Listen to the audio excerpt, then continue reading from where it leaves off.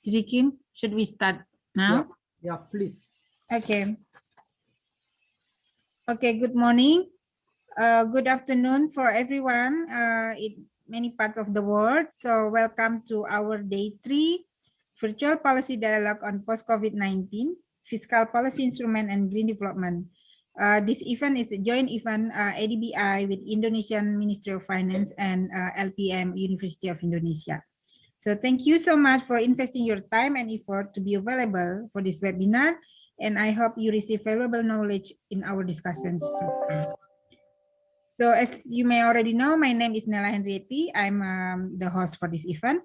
So I just want to have a short housekeeping rule to remind you all that don't forget to mute your microphone and switch off your video when it's not your turn to speak. Please leave question and answer in Q&A box if you want to ask question to speakers, or raise your hand, which are available in the Zoom menu.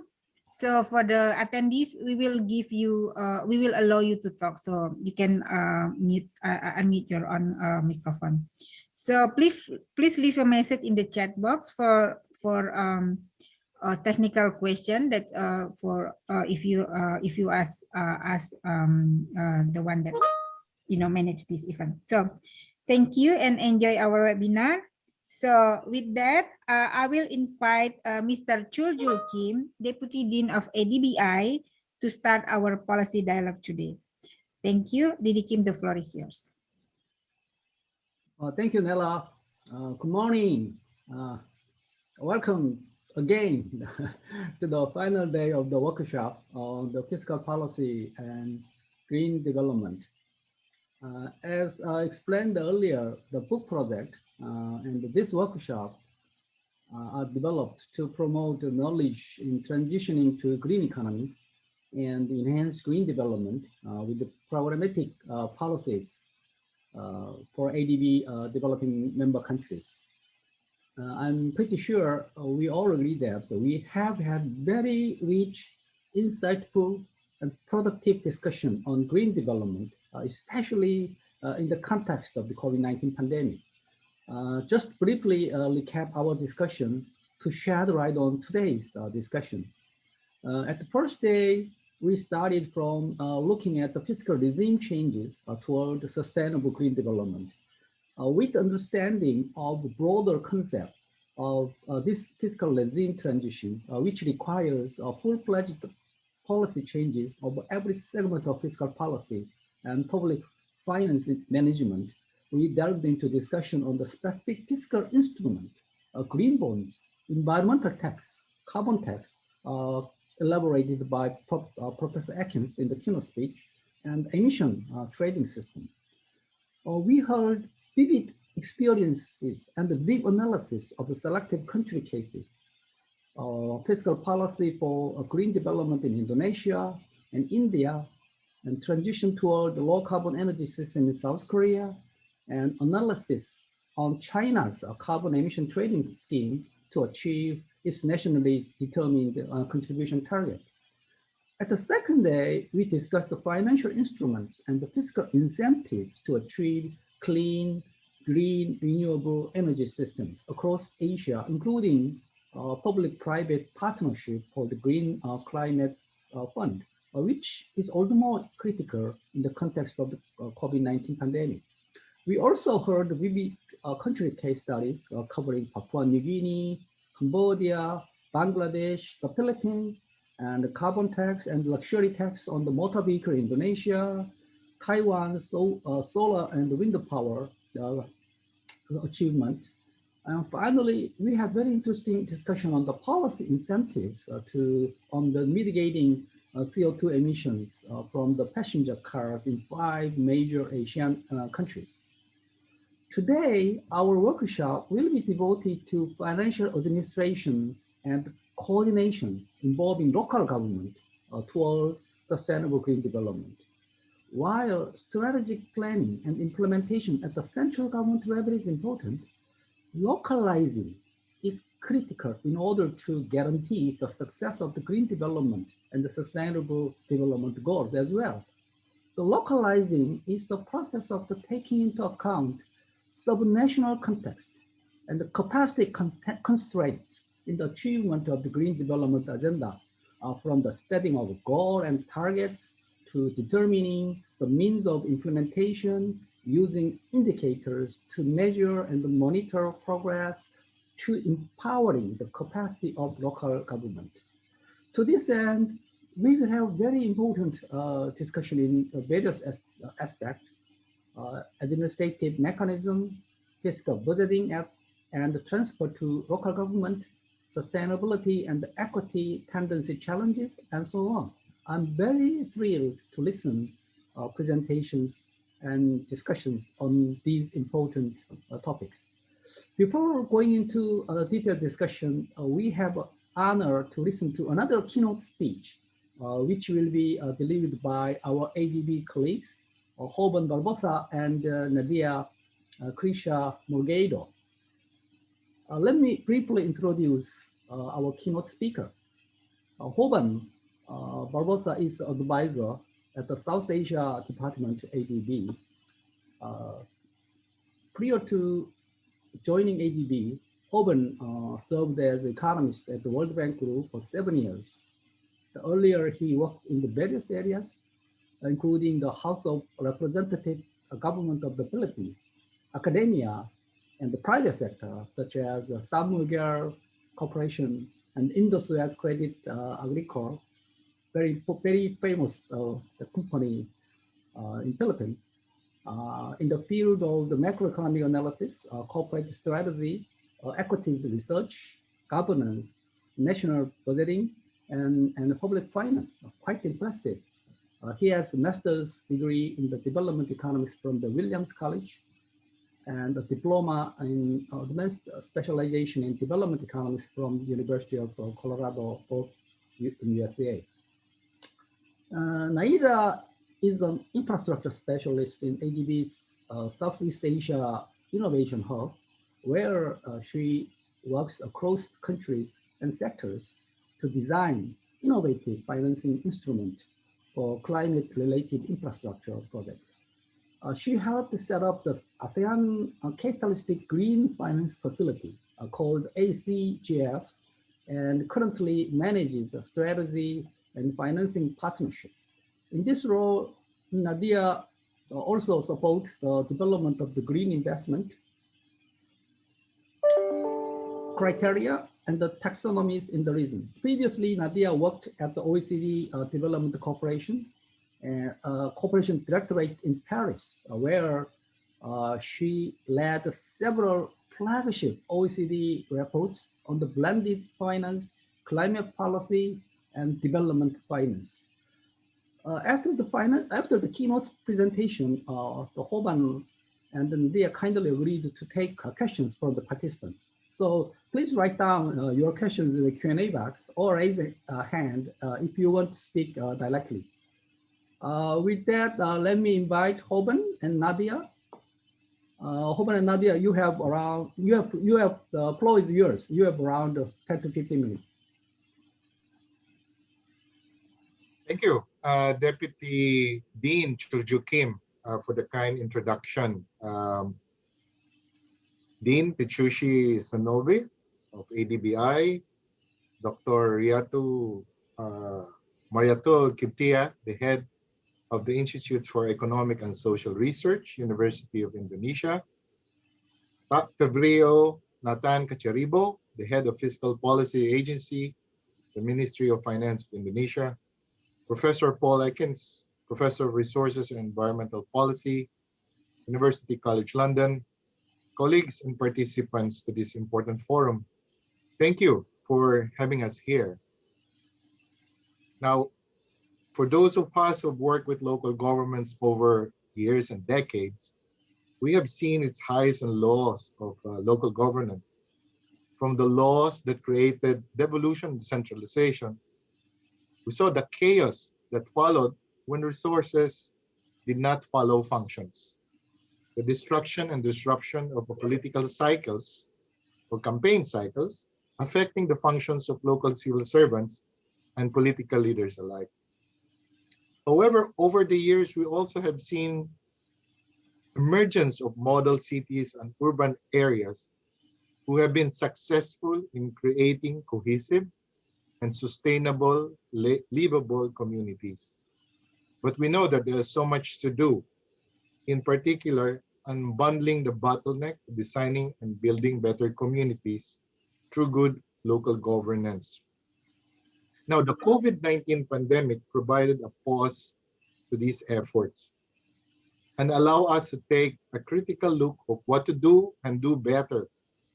Thus, the phrase building back better and building back greener. For our presentation, Naida and I, we would like to share with you our learning and experience in working with local governments, looking at institutions and local governance broadly, and based on that, offer some approaches on green finance to address resource and capacity gaps at the subnational level. Next slide, please. Next slide, please, Naida.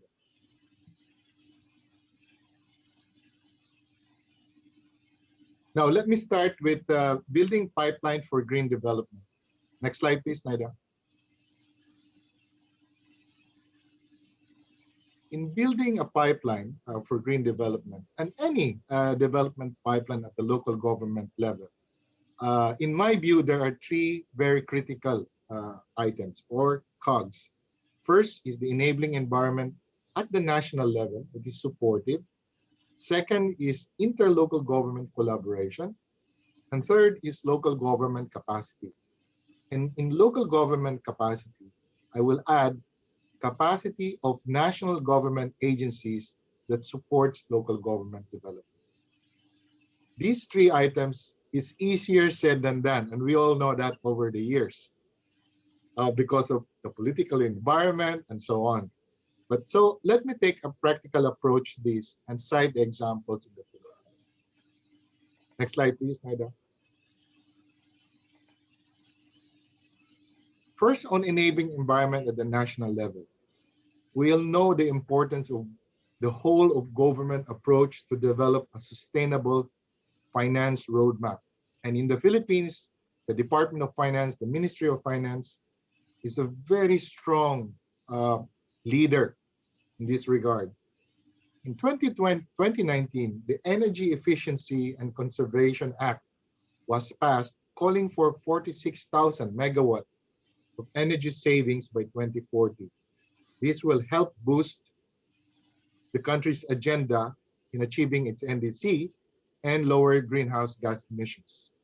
Most recently, however, there's a Supreme Court ruling called Mandana's case, which will now allow an increased transfers of government resources to local governments.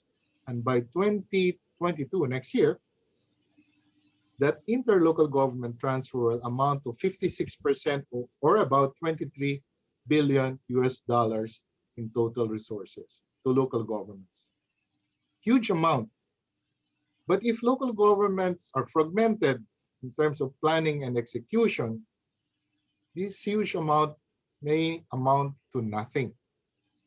And therefore, it brings me to my two items, interlocal government collaboration and local government capacity development. On interlocal government cooperation and collaboration. In theory, we have spatial economics, urban regional economics, where we know that there is a center and there's a periphery. They work together. And in the local context, it means looking at where the markets are, where the source of production are, the farm, the natural environment, and how these two work together, creating a balance for growth and sustainability for our environment, these two working together. This then translates into land use plans of local government plans. But when you do the plans, the usual thing is to look at your own territory, local government territory, or political territory. The important thing is to go beyond that, to see how consistent are you on a bigger spatial plane. If done right, this would translate into important cohesive plans that impact on transport and mobility, river basin, flood management, water supply, sanitation management, and so on, which takes a bigger look at resources in across local governments. The third point I want to make is local government capacity development. Now here, this requires continuous learning, changing mindsets of leaders and the community. As you know, if the community works together and have a certain development, a unified development agenda, political leaders respond to them, even beyond terms, the political terms. You know, the political cycles in local governments always like a trip, you know, that the plans and progress and executions in the future seems to be uh, hampered. And in this, the role of local colleges and universities. In our work in Mindanao, in the Philippines, we look at the importance of local colleges and universities that works with local governments in providing technical knowledge, you know, and in terms of addressing their needs in local planning and other needed on a real-time basis. And we found out that curriculums are dynamic at the colleges and universities in helping uh, local governments. For example, in Xavier University in Mindanao, they have a sustainable sanitation center that looks at water resources, sewage sanitation, and so on. And there's also an Institute of Land Governance that looks at use of lands across local governments, as I have identified earlier. And for me, another factor that the importance of colleges and universities are the youth in the universities. They're the future, as we know. And if their voices are heard consistently with the local government leaders, then that provides a strong, consistent planning and execution and building that pipeline in the medium term. Finally, I would like to cite the national agencies that works with local government. The PPP Center in the Philippines works with local government in trying to provide expertise and sharing information of what are good PPP projects and what are not. But of course, in local governments, not all local governments can absorb or can actually implement PPP projects. Some of them are very complex. So it needs a national pool of expertise and bring that to the local level across local governments and see what makes sense across local governments. In tandem with that, the NEDA, National Economic Development Authority, NEDA, which is equivalent to the BAPNAS in Indonesia, uh, has regional offices that looks at spatial dimensions of development. They provide that cohesion in terms of planning and execution, and even the flow of resources from the national government. So with that combination of strengthening planning, regional planning, and local government planning in coordination with national agencies, you could build a stronger pipeline for green development. I'll stop there and now turn it over to Naida for approaches in green finance. Thank you. Thank you, Hoven. And I'd like to start by echoing your initial, I think, thanks to the organizers, to ADBI, to Fiscal Policy Agency and MOF, who we work with very closely, and also to Universitas Indonesia for inviting us to be part of this really critical discussion. So I will basically focus on building on Hoven's background and context on the challenges at subnational level. I'll focus really on financing approaches that could be used in trying to support some of in trying to support local governments to raise money essentially for green development.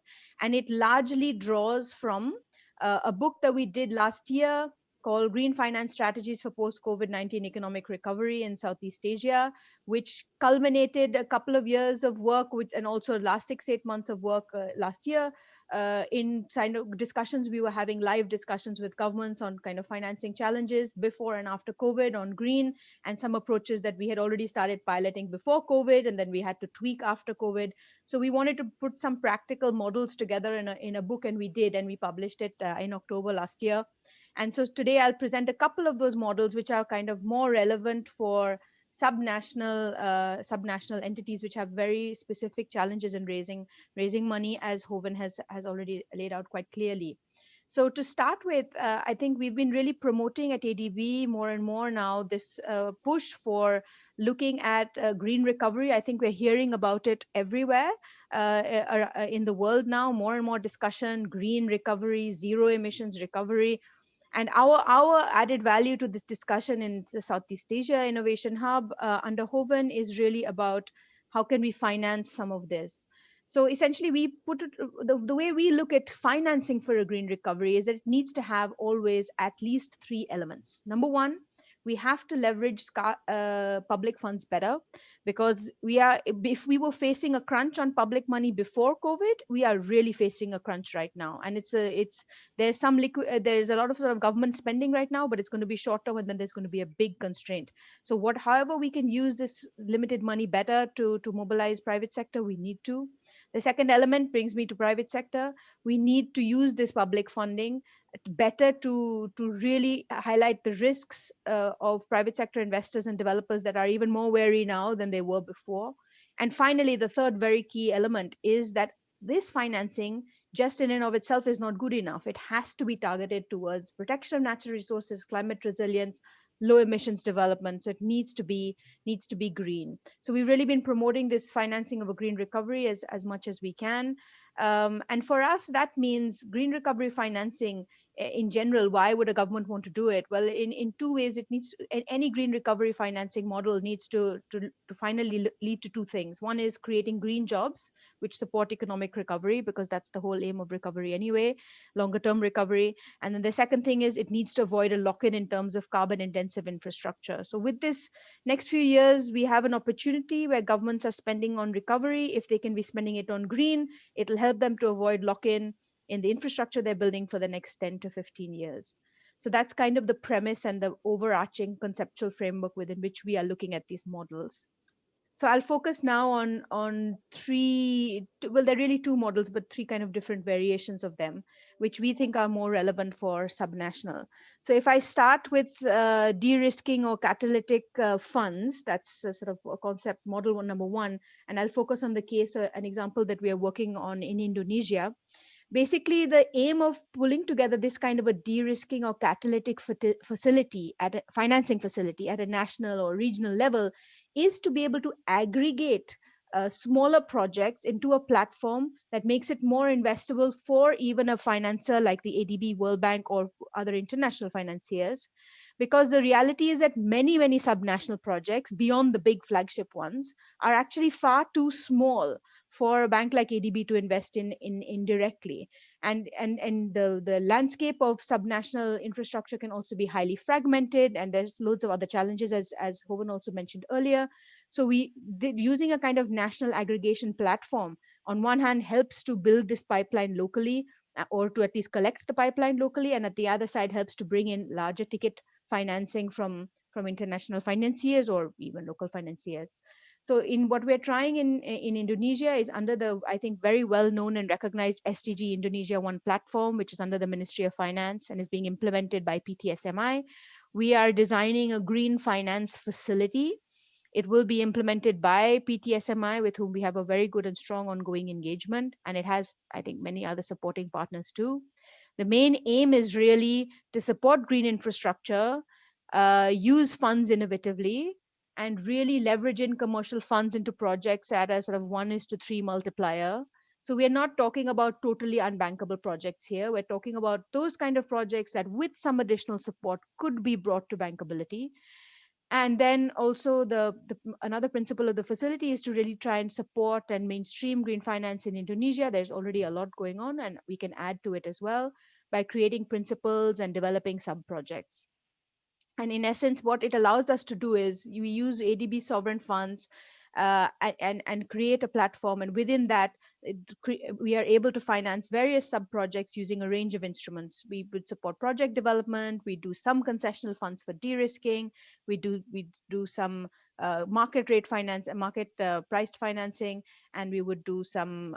We could possibly even do equity. So this, it's still being designed, but essentially that's the model. And the aim is to be able to, as I mentioned before, kind of mobilize a pipeline of subnational projects. The second case I wanted to present is not in a particular country. It's a model that we are pitching and currently discussing with a couple of governments in the region. Essentially, this one is a spin on the de-risking catalytic fund concept, but focuses very much on kind of local government challenges. And we look so it's a similar kind of concept that you'd set up either a national or a regional thematic platform. But within that, you'd focus on two different things. You'd focus one on small businesses which are really affected by COVID, and then on the other side you'd focus on local green infrastructure. And we kind of labeled it the protect and accelerate windows. So the protect window would be financing at close to market rates, I would say, for medium term tenures to support SMEs who are impacted by COVID. They could use it for expansion, startup, modernization, and we would aim to pick SMEs in industries that have a link towards green development, but not necessarily tie the financing to it. And that would be about 30% of the facility. And then the rest of it would really be on financing local infrastructure, and in this local government infrastructure. And and the focus of this would be much more on creating green projects that support green jobs. So this would be more kind of traditional infrastructure financing products, but at a much lower interest rate, that we would achieve by bringing in donor funds and looking at ways to hedge currency risk, etc. So the numbers here on interest rates are very much vary by country context. So that I would ignore those for here. But basically, the understanding is that one would be closer to market rate, one would be more subsidized. And this is another model that we're currently discussing to see if it would work in a couple of our countries. And finally, the third thing I'd like to flag, perhaps, which you may have already picked on previous days of the meeting, is really around green munis or green municipal bonds. So essentially, we in ACGF, which I partly manage, we have spent a lot of time working on capital market access and development, particularly developing green bond transactions for governments in the last couple of years. And what we want to do more and more of now is how we can target that to subnational level bond issuances. And so we've been doing some background research on kind of green muni bonds, and essentially green munis are a nice way of bringing together green bonds and kind of municipal bonds. So essentially there would be any bond issued by a subnational entity, could be a city, a municipality. It could be used to finance projects, refinance, or even refinance previous bonds. But the key is it has to be linked to use of proceeds has to be linked to a clear green impact. So certainly there needs to be a clear framework around that. And there are many in the region already, including in Indonesia. And essentially, the benefit of doing a green municipal bond for a local government is that it aggregates smaller projects into a size that is investable by many bond investors. And also, it helps to create visibility with bond investors. It develops it helps to attract new investors and also diversify financing sources for the local government. As Hovan was mentioning before, collaboration at subnational level is key. So when developing a green bond, actually what we've seen is that you have to work across different departments of local government and also between local and national for this to happen. There could be some pricing advantages, though not always, as we have seen in the region for green bonds. And then finally, it also helps to demonstrate leadership on green development. So this is the main kind of benefits for local government to look at this option if they have the capacity and bandwidth to do that. But on the other hand, I do want to give the caveat. I mean, as you can see on the right-hand side, this is CBI's, the Climate Bonds Initiative's State of the Market report pre-COVID. And essentially, this looked at green muni issuances globally, and there's very little Asia in there. There are a number of cases in China, actually, and also in India, not all green, but of municipal bond issuances. There's a long history of it there. But in our region in Southeast Asia, I think it's only Vietnam, Ho Chi Minh City, that has managed to issue a couple of green bonds in 2016 at municipal government level. clearly there are huge challenges around this kind of bond issuances. As big as the opportunity, equally big is the challenges. But equally, there are also ways that financing support can be used to de-risk. Partnerships can be built between national and local government to try and get some of these kind of bonds off the ground. There are cases and examples from across Asia, I would say, and more broadly.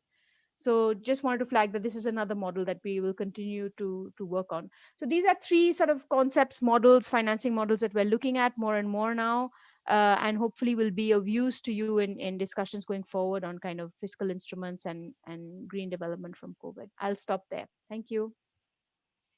Oh, thank you very much, Hoban and Nadia, for the very insightful presentation on how to advance the green recovery, focusing on the building of pipeline with the local investment and the green financing models specifically. In particular, the Hoban stressed out the three important elements. I think those are very important to today's topic in our conference, namely enabling environment, central local government collaboration, and capacity development for green economy at the subnational level. Also, Nadia entertained us with the specific and very detailed examples of the building pipeline investment under your capacity in the ADB. So thank you very much. So well, with that, let me open the floor. But given the time constraints, I only pick up two questions, right? The first one is to Hoban. Hoban, I totally agree with you that on the importance of the enabling environment, local government capacity building, and interlocal government collaboration. In terms of the local government capacity, I think also the capacity in the fiscal side is also very important.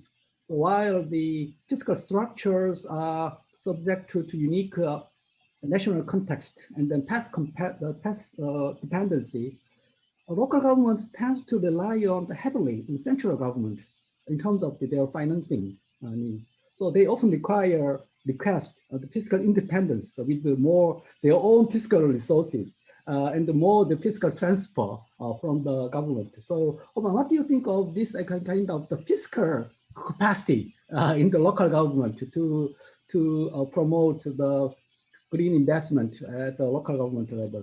Another question to Nadia is that you mentioned several impressive financing mechanisms now being implemented by the ADBI. Also, I am very interested in the municipal bonds market, which is not so progressed well in the Southeast Asia countries. You mentioned only the Ho Chi Minh City and so on. So what do you think the government's role, central government's role, I mean, to facilitate such issuance of the green bonds by the local government?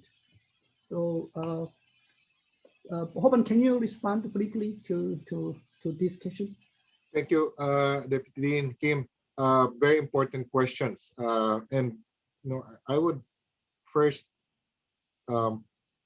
paint this scenario that at the national level, after COVID, I mean, in a post-COVID world, plus God knows what is coming up, there's a lot of fiscal constraint issues, and that's a given.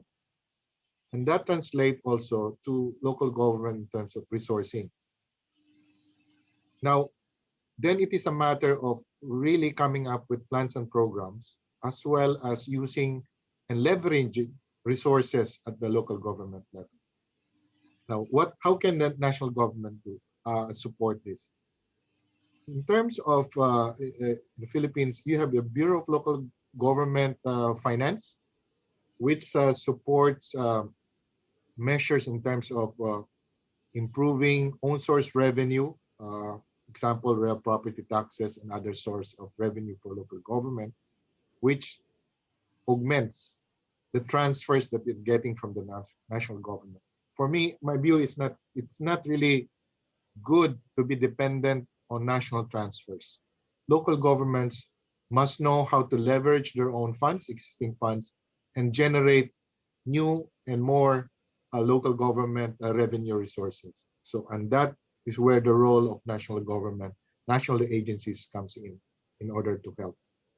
And also leveraging that money. That's why earlier I talked about PPP work, national agency that supports local governments in identifying what is a bankable PPP projects and so on, and leveraging the resources that they have. As Nadia said, municipal bonds and so on can help in creating such importance. So that incentive for local governments to come up with a good plan, improve own source revenue in generation must be coming from the national government to push. Because again, in this new world order that we have, fiscal constraint will be existing for quite some time. So we need to leverage the resources that we have, as well as identify and prioritize key programs and projects that really matters for sustainable growth. I stop there. Okay, thank you very much. Nadia? Thank you. Thank you. So I think that's a really good question. How can we support more muni bond, green munis issuances, and what is the kind of role of central government? So I'd say it's probably three roles. Yeah. So the first would be actually de-risking or supporting individual local government issuances. So in India, for example, in a couple of cases, including a recent issuance by Ahmedabad local government, they were able to issue the bond. They had their own financial issues. They didn't have enough revenue support. The problem with bonds is often you need to clear revenue streams that isn't always very clear from local government angle. So in order to boost their issuance, the national government stepped in with guarantees and some kind of co-funding for the bond issuance, and that helped them to issue the bond. So that's one role. The second role is to kind of support local government capacity to issue bonds, a bit like what Hovan was saying earlier, to strengthen, to increase their awareness on what this will take, strengthen financial management, because that's what you need essentially to be able to issue bonds. And thirdly, on green bonds specifically, very, very key, it's the role of central government, national government to set up frameworks, standards on use of proceeds, because without green frameworks, you can't have green bonds. And local governments certainly shouldn't be trying to reinvent the wheel, and certainly they may not even have the capacity to do that. So it's certainly a central government prerogative to set out clear guidelines, standards, frameworks for what is green and what isn't, and how use of proceeds will be tracked. Thank you. Okay, thank you very much. So given time constraints, I have only one more question to Hoban. This question is from the Subarato. His question is that how can we persuade local government politicians with the limited term, I say 5-10 years, about the benefit and also the implementing of the green investment and the green economy? Hoban, can you briefly answer to this? Yes, thank you, Dean. Yeah, that for me, looking at local governments, it's always a struggle, right? It's about planning and then consistency of plans and programs going ahead beyond the political cycle. And that's why think tanks, academe, with the national governments who has this, at least the 5-year plan. And now, and I think most countries, they have a 30-year plan. So you have a roadmap ahead. But bringing that to the local government with all the politics has come in, the campaign and election cycle, that's where it's like a zigzag form of development. That's why I brought in the role of universities, the advocacy at the community level.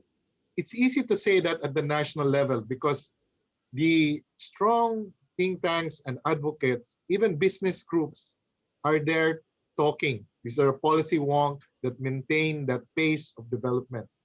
But at the local government level, the smaller it is, the harder it becomes in terms of controlling that agenda forward. That's why I think what is important is, first of all, organizing across local governments, and that's where the national agencies can help. But then also among the community, providing that it's always about information, information that talks about development, an information that talks about, what is good for the environment on a sustainable basis going forward. And that consistency and thinking, and even the institutional memory, for me, comes with local colleges and universities, first of all, because they're a repository of local knowledge. So for me, it starts there, and the youth, involving the youth. Um, they look forward, and therefore, if that debate and that discussion continues on a sustainable manner, the political discussion and agenda also changes.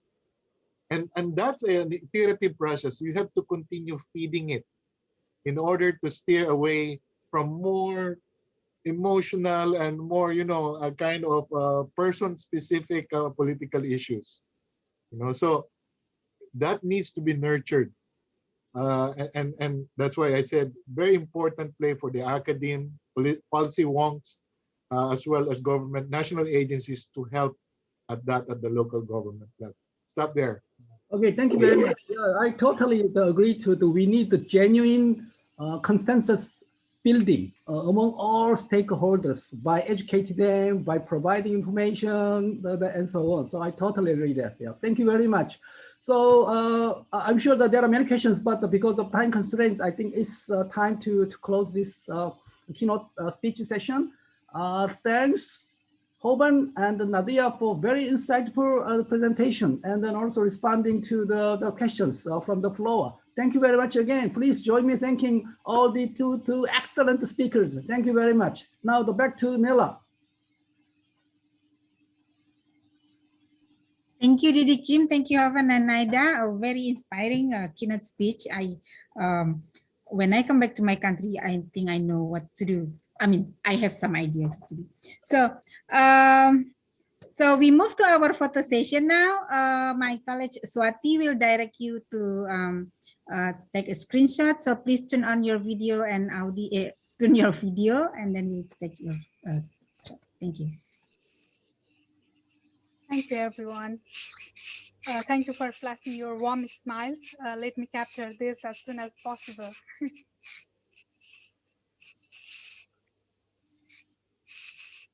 One more time, please.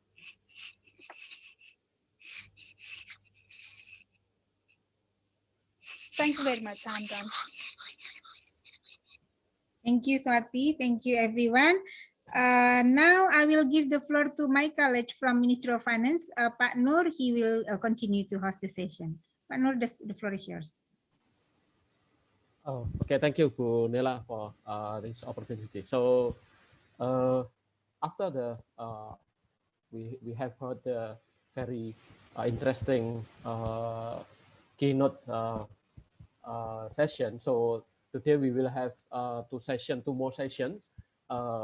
It's about the fiscal session and green development on a subnational level. And the first session will be chaired by Dr. Jahen Farul Rezki. So let me introduce him first before I hand over the room to him. Dr. Jahen is a researcher at the Institute for Economic and Social Research since 2013. He hold his PhD in economics from the University of York, United Kingdom in 2019. He obtained his master's degree from the same university and a bachelor's degree in economics from the Faculty of Economics and Business, University of Indonesia in 2011. Currently, he is an associate editor in Economics and Finance in Indonesia, journal FEB UI since 2019. So please let me welcome Dr. Jahen to chair the session. Please, Dr. Jahen. Thank you, Pak Nur, for your kind introduction. Good morning, good afternoon, good night, depending on where you are, everyone. Welcome to the virtual policy dialogue on post-COVID-19, fiscal policy instruments and green development. First, again, let me introduce myself. My name is Jahen. I'm from LPM, the Institute for Economic and Social Research, University of Indonesia. And then I'm responsible for chairing this session, and I'm glad to welcome all speakers and attendees for today's webinars. So as Pak Noor and everyone mentioned before, today's session is about fiscal administration and green development on a sub-national level. We know that a number of policy tools are available to assist governments and especially local governments and other stakeholders to pursue transition into a green economy. Today's session sets the stage for our discussion by outlining some of the policy tools that could be implemented to foster transition and to provide examples of how these tools could lead to positive outcomes, especially at the local level. I'm glad that we have two fascinating papers for this session. The first one is the chapter written by Mr. Enda Ginting, who is an independent public financial management specialist in Indonesia. Mr. Enda holds a master's degree in economics, finance, and management from the University of Bristol in the UK, and he will present his paper about fiscal instrument for boosting sub-national government contribution to reducing impacts of climate change, Indonesia's action plan on reducing marine debris. And we also have the second chapter in this session that will be presented by Mr. Adrian Pratama from the Ministry of Finance, Republic of Indonesia, and Mr. Carlos Mangunsong from Universitas Indonesia.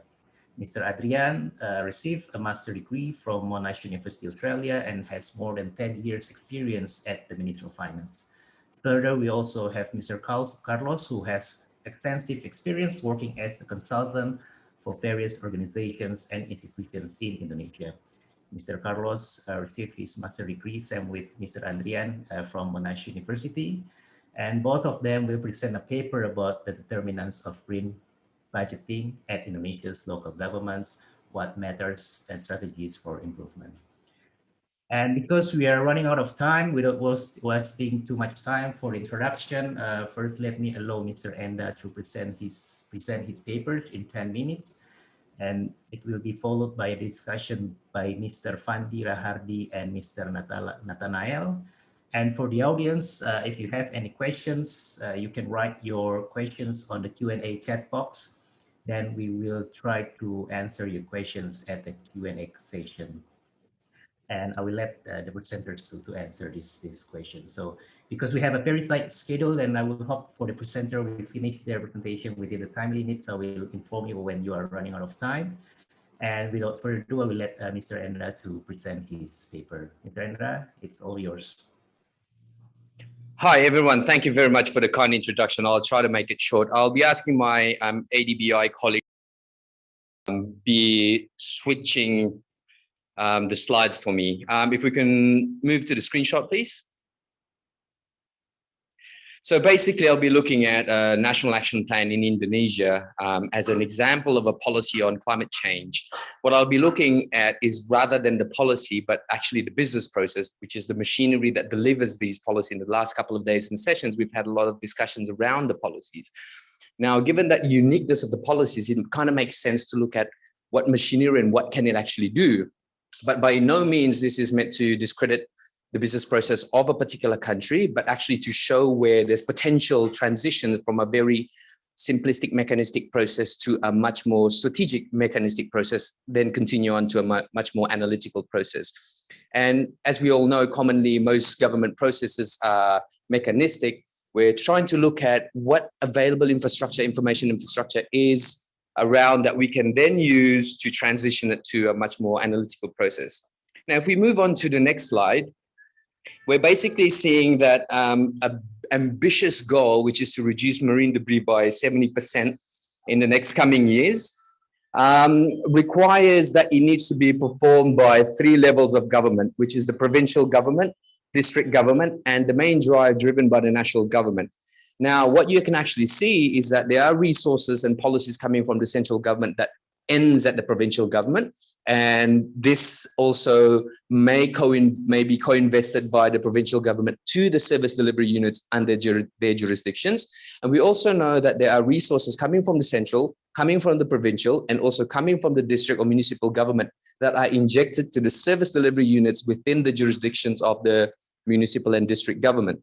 In total, you're talking about 400 more plus district and city governments and around 34 provincial governments.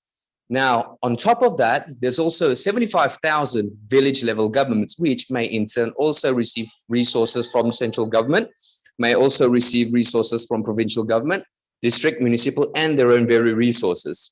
So it's a very complicated hierarchies, and it's mandated that around 95% of the service delivery have been pushed on to the subnational government. Now, the next slide talks about what we actually have and how's the existing condition. When we look at the National Action Plan, which was issued in 2018, that gives us 2 years of sufficient data to say which out of these provinces, districts, and municipals that have pledged themselves in pro-support of the National Action Plan and that are priority areas, which of them have actually shown incremental growth in their budget. And sadly, there's on average, most of them are spending below 1% of their regional budget in support of the National Action Plan, regardless of their political commitment. So the incremental growth of their budget between the years have not actually gone much. Now, when we talk about the National Action Plan to reduce marine debris, we're talking about 260 million frontline service delivery units, which are basically the households, because that's where the actual action happens. Now, here's where the problem lies. The problem lies is that it is unknown to any central government agency how much each subnational government, whether it's provincial, district, municipal, or village, are actually co-investing at the national to support the national outcomes. And this is where it then puts the fiscal pressure solely on the burden of the central government to deliver the 70% reduction in marine debris target outcomes, regardless of the fact that most or 95% of these tasks have been delegated to subnational governments. And we also know that by research and review, around 80% of the subnational government spending is being made into back office functions. The problem is that this information is not being fed into the central government agencies. So meaning if a subnational government says, all right, we're going to be increasing our financial commitment by 3% to support the National Action Plan, it is unknown whether that 3% goes to the frontline, the service delivery units, or it actually goes to back office functions. So not only is there this continual flow of information between subnational governments to central, there's also a different way of clustering this information, the types of characteristics of spending. Now, the next slide talks about, here we go, the policy itself. Now, it doesn't make sense to talk about the business process without mentioning a bit on the policy. Previous slide, I think that was double clicked. So the policy itself has a bit flawed, meaning that rather than having a national system on collecting waste and processing it, you actually have fragmented systems, which kind of makes sense in a way if you look at it, that each region has its own context. Yes, but for waste collection and waste processing, it needs to be at a particular scale. Therefore, it needs to be a national system rather than a fragmented system.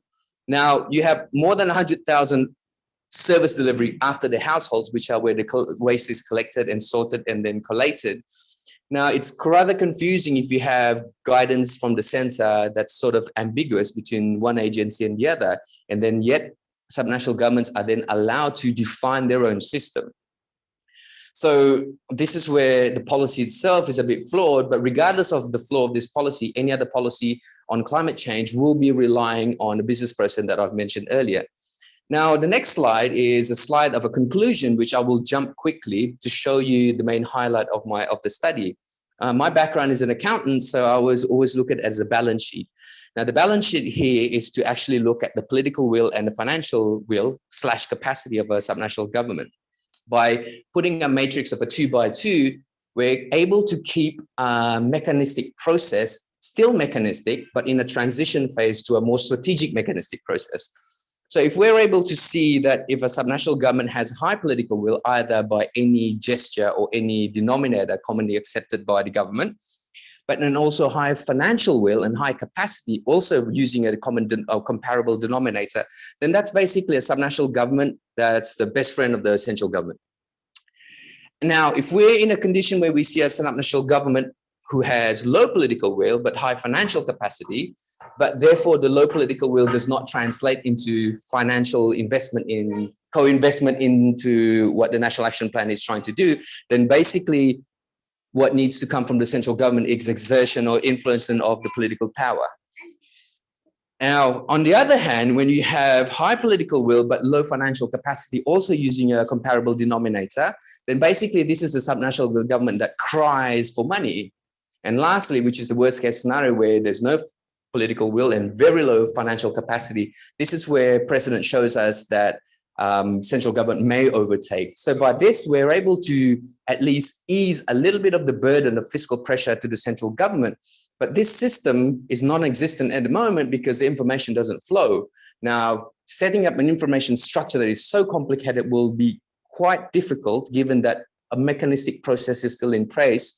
Rather than inventing a mechanistic process or more strategic, we could just continue with a mechanistic process while ensuring this information flows.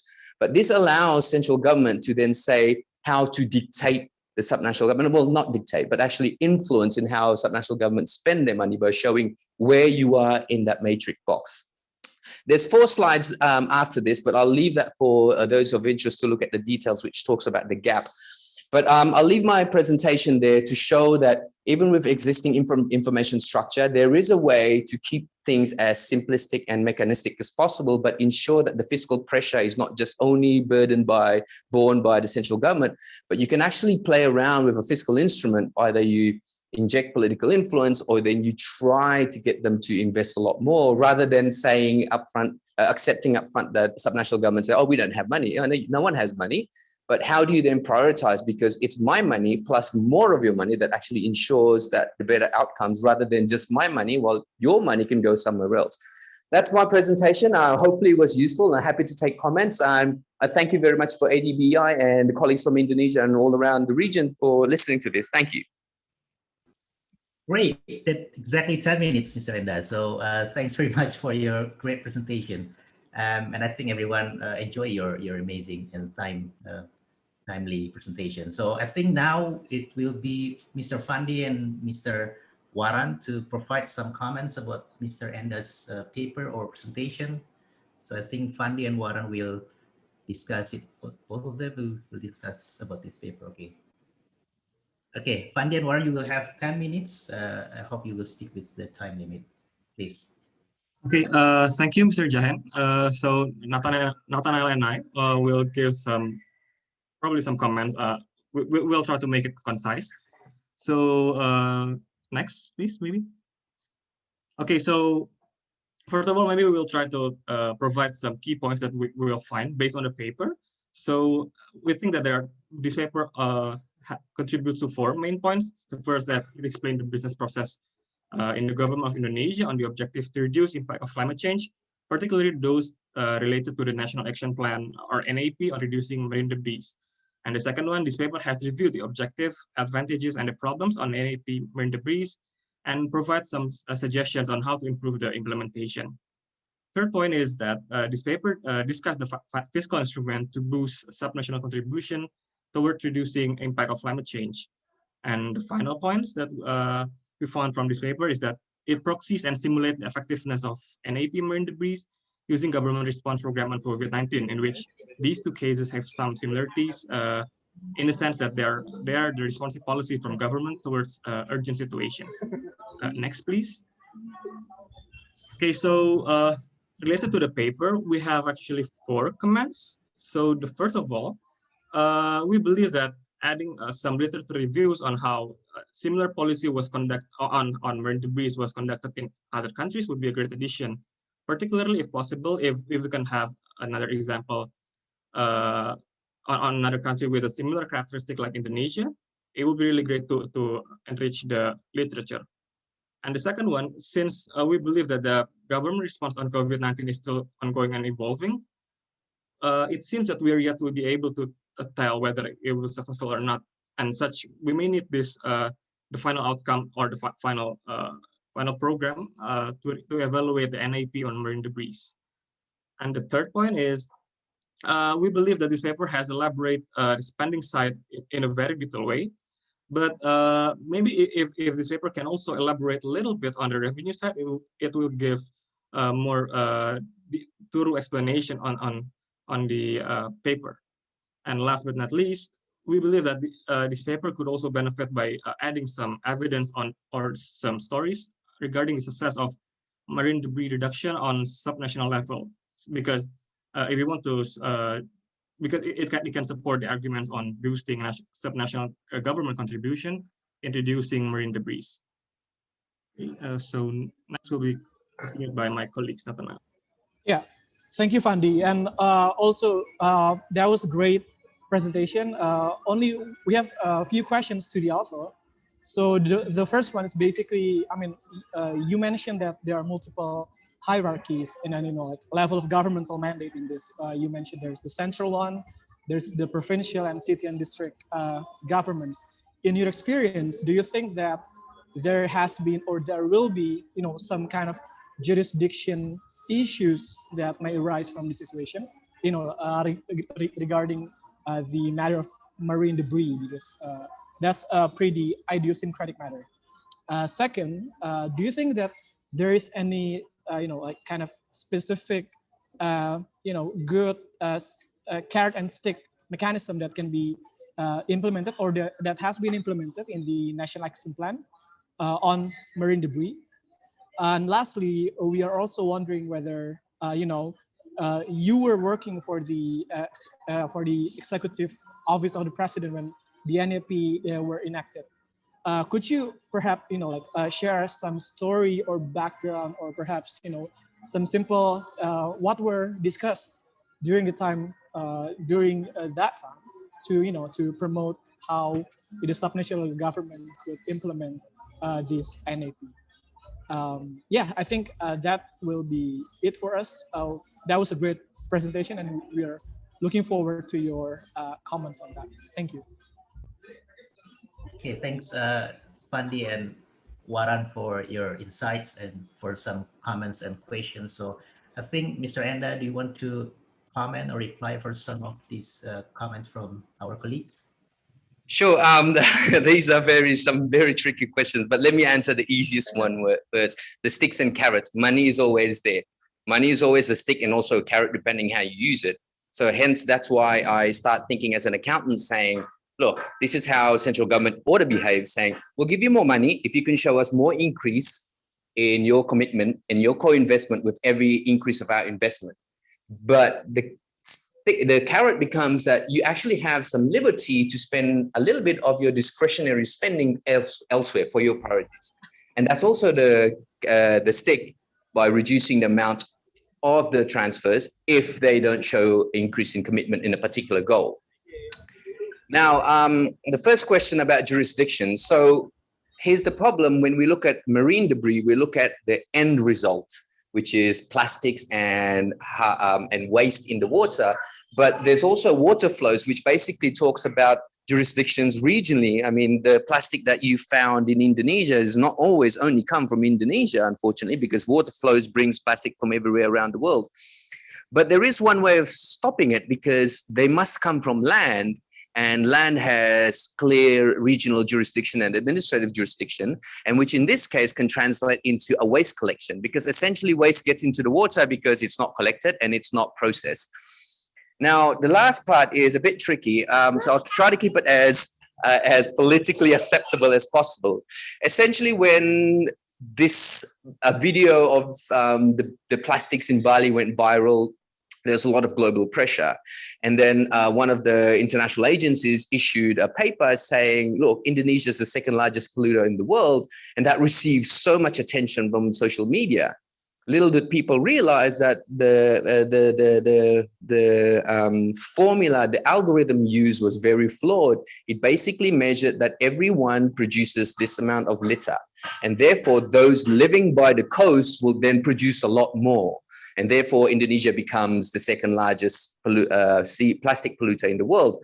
Now, technicalities aside, there's always a moral obligation once you're in a spotlight to do something. But on a scientific level, that system, that way of algorithm was very flawed. It's as if people in a landlocked country will never contribute to marine debris if there's rivers, and if there's no collection, clearly the waste will come into the river and will end up somewhere in an ocean, whether that country is 6 hours flight away from the source of the plastic, for instance. So that was a discussion, and we're basically looking into trying to see what we need to do and how we need to resolve it. So that I hope that answers your curiosity. Thank you. Thanks, Mr. Enda, for your explanations. I think we can just move to the Q&A questions. I think we don't have any questions, but I have some questions for you, Mr. Enda. So I'm quite interested with this topic because I'm working on as well about local government, and then I think what are the key burdens or obstacles why it could be hard to implement this thing is how to give incentive for this local government. So you just mentioned about political will and then financial will, but how we can ensure to give some incentive for the local government to make sure that they want to adopt this policy during their term. Maybe that one first question, but I know. So there's post-investment and pre-investment. I think essentially what central government ought to be doing is looking at pre-investments, basically telling subnational governments, look, this is a national priority. If you do something and you show us a steady amount of incremental, significant amount of increase on your resources as part of your political commitment, then in the next couple of years we'll ease some of your financial burdens. Therefore allowing you a much more freedom in how you spend your money, for instance, in the general allocation of transfers to the subnational government. This is an enticing thing because some of these national outcomes can be achieved in critical years and critical phases and critical moments. So again, money is always the way to advocate, but money comes in how you treat it and how you kind of make decisions by knowing what information you're getting. At the moment, there's not one central agency that actually sees and analyzes how the subnational governments are spending their money. The only information there is administrative compliance and information, and that information does not flow to other agencies and does not flow to other analytical process. And even if it does, flow in a process, it's not in a format that is understandable to people outside the agency that request that information. So it is information infrastructure, but it also is how that information is going to be used and how do you format it so it's digestible for the analytical process, for instance, in the Ministry of Finance. Hopefully that answers your question. All right. I think one last question, Pak Enda. So it is about local government's competition. So is there anything that some yardstick competition, have you heard about it? So whether some policy conducted by one government will increase the incentive for their neighboring districts to implement the same policy, or it's just specific for specific district conditions? Well, actually, here's a habit that's quite common in Indonesia and probably in the region: a copy paste. If it's successful in one region, then they will most likely be copy pasting it in another region. We've also seen that example. Work, but it needs to show that there is the financial boost coming from the central government. So some examples do work, but essentially it's all about the money. All right. I think we're gonna stop there. I think you have one question on the Q&A box, so I think you can just answer it on the Q&A box. So we can move to the next speaker because we are quite tight with the schedule. Let me allow Mr. Adrian and also Mr. Carlos to prepare their slides to present their paper about some policy by local governments in Indonesia. So Mr. Carlos and Mr. Adrian, are you there?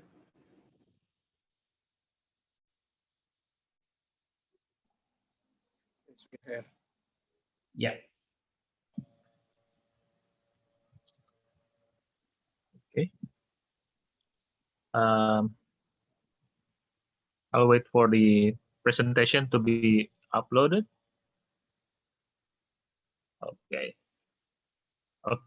Thank you. Well, let me start. Hi, everyone. I will present this presentation together with my colleague, Adrian. So we will speak alternately for the slides. But firstly, I think let me thank you for the opportunity to present our research paper in this event. Our paper is titled Determining Green Budgeting at Indonesia's Local Government Using Efficiency Perspective. Perhaps you realize that there is a slight change on the paper title compared to the one in the agenda, because we received suggestion from our paper reviewer to change the title to be more precise to what we discussed in the paper. Next slide, please. Okay. The framework of our analysis in this paper is about measuring output based on several input variables. We take the conclusion coming from the Chimperu paper in 2012 that stated that the roles of government and institution are important for green development and the improvement in environmental quality. So we take this framework and try to measure it using our methods econometrically in this paper. Mr. Adrian can continue for the next slide. Okay, moving on to the next slide. My colleague Carlos already explained that our framework is about measuring the output based on its input. The input that we use in this study is the green budget at local government level, which is the local government spending on environmental sector. We use the data from SIKD. It is the Financial Management Information System from the Directorate General Fiscal Balance Ministry of Finance. The system has a complete regional budget data from all 542 local government in Indonesia. What we do with this data is that we use text analysis or text mining method to identify keyword or sentence that related to the green budget or environmental budget. And then with the variety of the account name, we decide to subgrouping this dataset into several categories based off the framework from Bullock, Haddow, and Coppola in 2012 that divide the budget into 4 categories as on the slide. To the best of our knowledge, this paper is one of the early research to apply text analysis or text mining to a detailed transaction data of local government in Indonesia. We believe this is the novelty of our research, and we hope that the future research could further develop this method towards local government database. Okay, moving on to the next slide.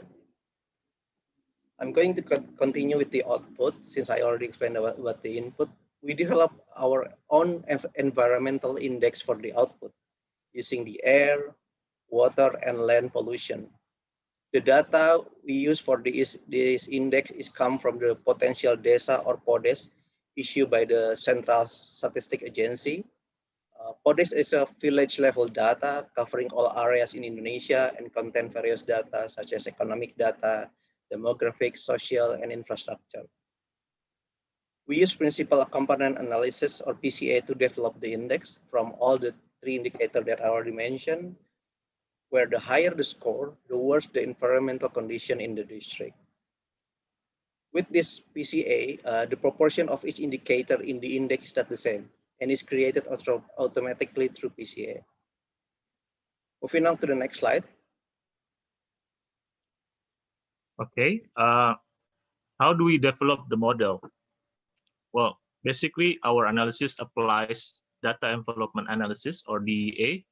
Perhaps you are familiar with that, to look at the efficiency on the environmental spending at local governments toward the expected output, which is the better quality of environment. On the previous slide, Adrian explained about pollution index. So pollution index is saying higher score, that means more pollution happening in the area. On our DEA, we flip that. It means that we want to get the other way around. So we introduce 100 minus the pollution index as the output variable for our DEA model. We calculate the technical DEA to show the efficiency level for each local government, and the allocative DEA for allocative efficiency to identify which input that should be prioritized compared to the other inputs, in improving efficiency level for the local governments. We do not stop there. We also look into deeper analysis by categorizing each local governments based on their GDP level. So we have applied 3 categories. There are the low, the medium, and the high GDP level. So all combined, we have several results, which Adrian will explain. Okay. So Carlos already explained about the models, and this is the result of our model. I'm not going to talk into detail for this, as we are going to talk about in more detail for the next slide. The first table, the summary of technical efficiency rate, if you can see on the column of the average, it shows that in average, the local government in lower and higher economic activity group is more efficient than the lower government in the medium economic activity group. And for the second table, for the allocative efficiency analysis, the highest efficiency level of each group happens when the price of preparedness is relatively higher in compared to the other inputs. To the next slide. Okay, so this is the most important slide together with the next slide that Carlos will present. Based on the result of our model, we can conclude that the lower government in the lower gross domestic regional product or low economic activities tend to have low pollution level because of less economic or manufacturing activities. The efficiency they gain is more related with this condition rather than the usage of their budget for the environment. For the medium, the local government are accelerating in their economic activities, including in manufacturing sector. Therefore, their pollution level increases. However, they haven't really addressed the pollution using their budget for environment. And the last, for the higher group, then they tend to have a high pollution level, but they already started to address this impact using their environmental budget. Moving to the next slide. Okay, this is our last conclusion. Our calculation has shown about the technical efficiency, and then we also showing the allocative efficiency of the A model that found a robust proof. Budget for preparedness is the most important spending for environmental improvement at the local government level. We can elaborate this more on the Q&A because involve a lot of technical analysis. And therefore, budget for preparedness can be utilized to prevent any potential impact to the environment from the rising of economic activities.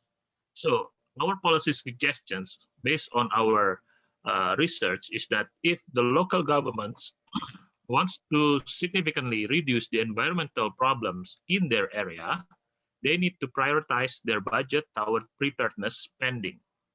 You may want to ask what are the preparedness spending. We can discuss it later. This is a scientific evidence. So we're not just based on several research, but we based on calculation using a robust model. Okay, this is our paper presentation. There are many technical details that we have not mentioned on our presentation because of time limited. We are happy to discuss further in the Q&A or outside this forum if you are interested. So again, thank you. Thank you, Mr. Adrian, and also Mr. Carlos for your fascinating paper, because you're using text analysis, and few people use this method to conduct research. So I think everyone will receive many insightful things from your presentation.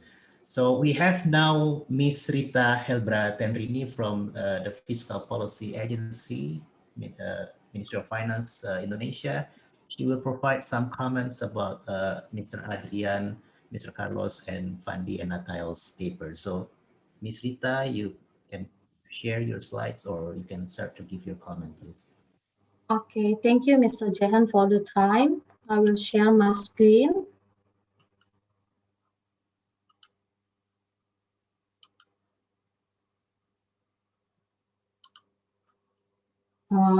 So I will be the discussion for this article on behalf of my other colleague, Hadi Setiawan, Bu Suska. Maybe you familiar with Bu Suska, Mr. Jahan, and Bu Sofia Ari Damayanti and Pak Hidayat Amir. We are from Fiscal Policy Agency, Ministry of Finance, Indonesia. So the presentation by Mr. Adrian and Mr. Carlos is very clear, explaining about the topic in the article, and I also read the article, and it was well written and clarify the purpose of the study. There are some key points that I got from reading the article, that the study wants to capture the country's effort in environmental or green development budgeting. Moreover, the study calculated the efficiency level of the green development budget at the regional level and their impact on the quality of the environment. Also, the study gives a valuable contribution to academia, because only a few studies discussing green budgeting with Indonesia as the focus, particularly on subnational level in Indonesia.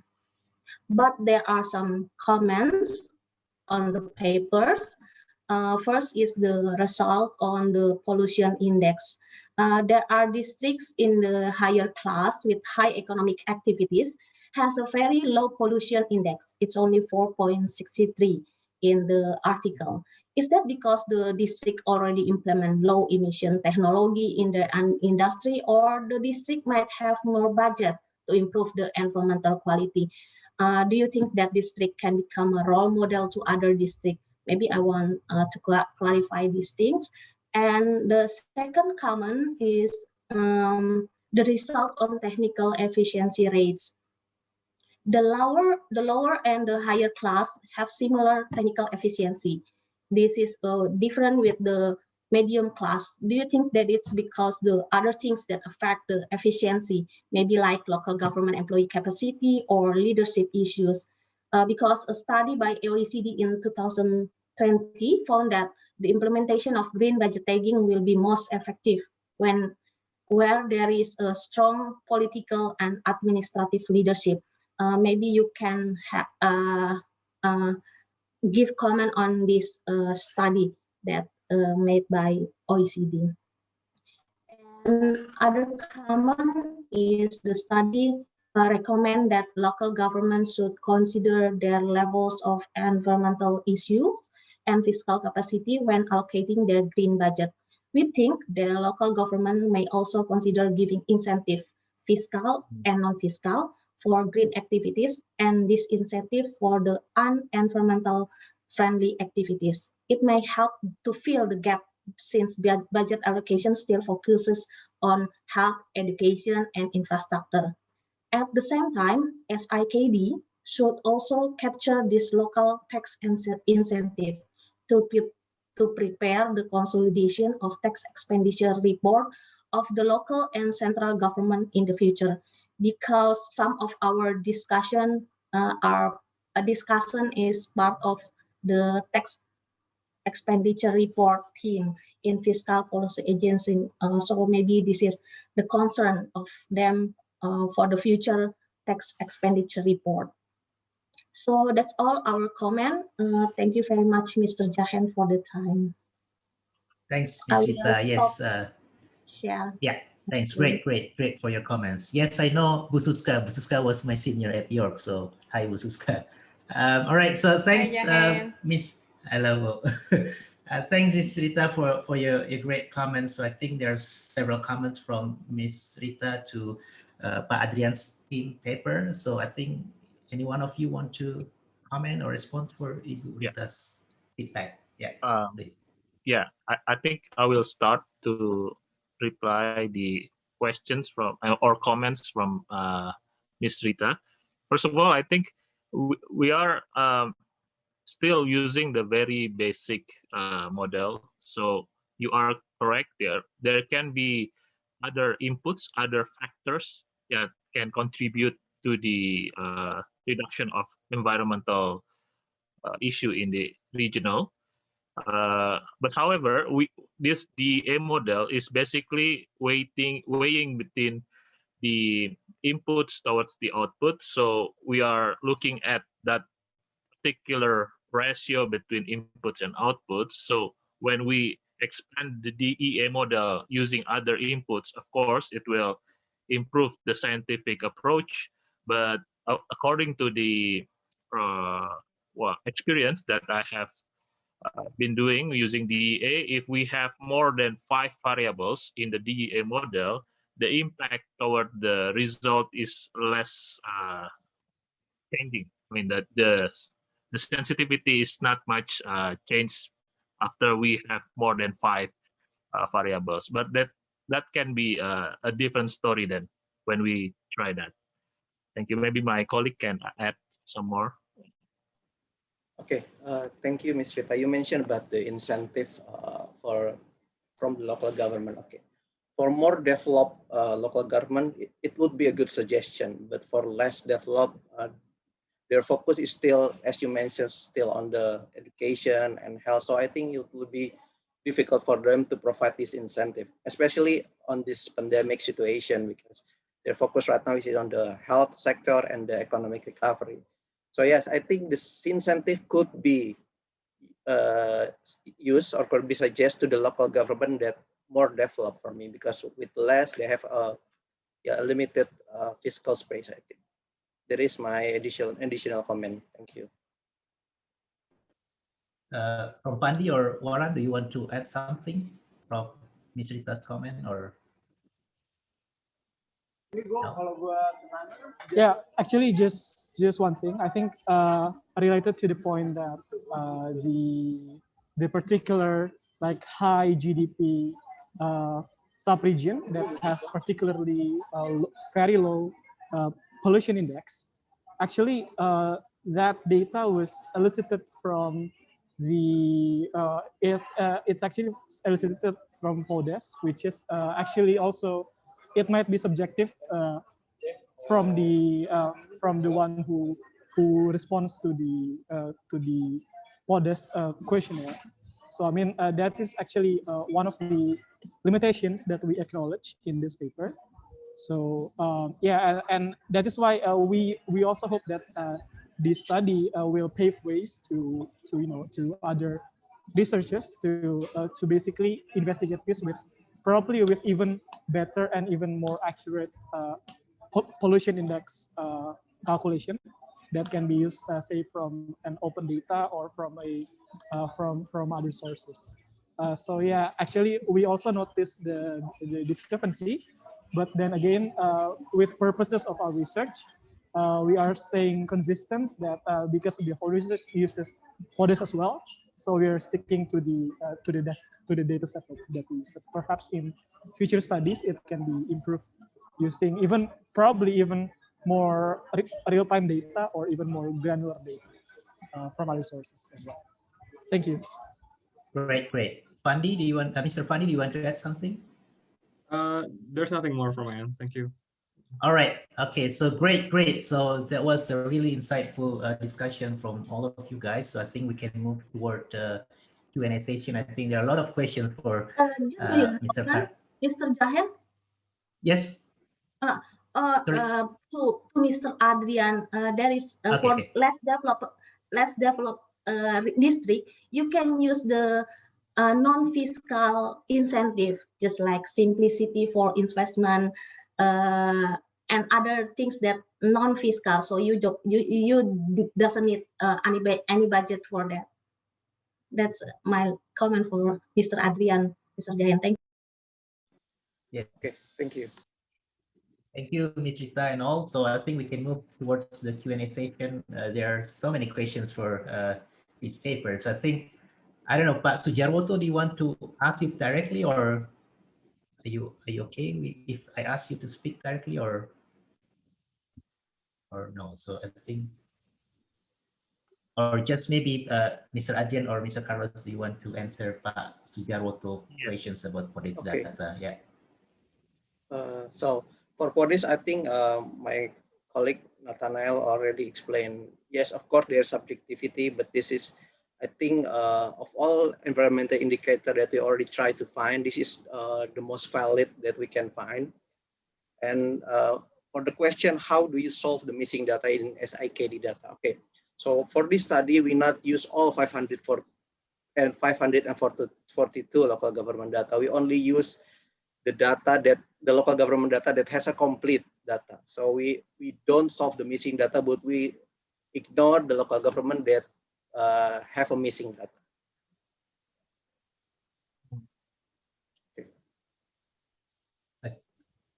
Okay. Yes. It's okay. Mr. Aros, you want to answer Yeah. the question? I just want to add about the question from Pak Sujarwoto on the PODES data. Yeah, there is a possibility that there is a misinterpretation about the pollution on the village level, but we have to rely on that data right now because that's the only data we have, and BPS have done this for a long time. So I guess the PODES data is confident enough to be used to evaluate about the occasion of pollution in their areas. And also the question about pollution in the PODES data is a binary one, a dummy, whether it exists or not, rather than how severe the pollution or how. So it's easy supposed to be, yeah, to understand whether there is a pollution or not, and then we aggregate them into the higher on the higher region. So it's on the district and the cities level. So should be able to kind of reduce all the biasness in the data too. Thank you. All right, thanks. Nathanael or Fandi, do you want to add something for there? No? Okay, so I think we can move to the next questions from Ms. Pamela Manalo. May I know the original hypothesis of the study when it looked into green budgeting on efficiency perspective, especially considering the different income class categories? And please elaborate also on your concept and measures of budget preparedness. Thank you. So I think either Pak Adrian or Pak Carlos would answer that question. Yeah, I give the floor to Pak Adrian on this. Okay, please, Pak Adrian. Okay, so Mas Carlos could add some later. Okay, so why do we considering to divide into class category based on economic activity? Because we believe that each group of class categories might respond different to the environmental issue. This is the reason why we use different income class categories. And this is the hypothesis of our study. Basically, we want to see what is the response of the local government with their budget to the environmental issue. This is the hypothesis of our study. And about the budget preparedness, I think Mas Carlos can add some, Pak Carlos, Mr. Carlos. Yeah. Okay, I will just explain a little bit on this because this actually involves a lot of keywords in developing the text mining toward the budget of preparedness. But mostly, budget for preparedness is more like a capacity of the local governments in dealing with environmental issue, and then also the budget for monitoring the environment, and then several others. So it's more on how the government or the local government prepared themselves when an event of environmental issue will happen, rather than to meet to respond on after it happens. Yeah, so it's more about the budget on the capacity building of the local government. Yes. All right, great. So anything else from Fandi or Mr. Fandi or Mr. Warren? No? Okay. So I think Pak Agus from the attendees raised his hand. Pak Agus, are you willing to give some questions or no? How do I do it? Is it Pak Agus needs to unmute himself or?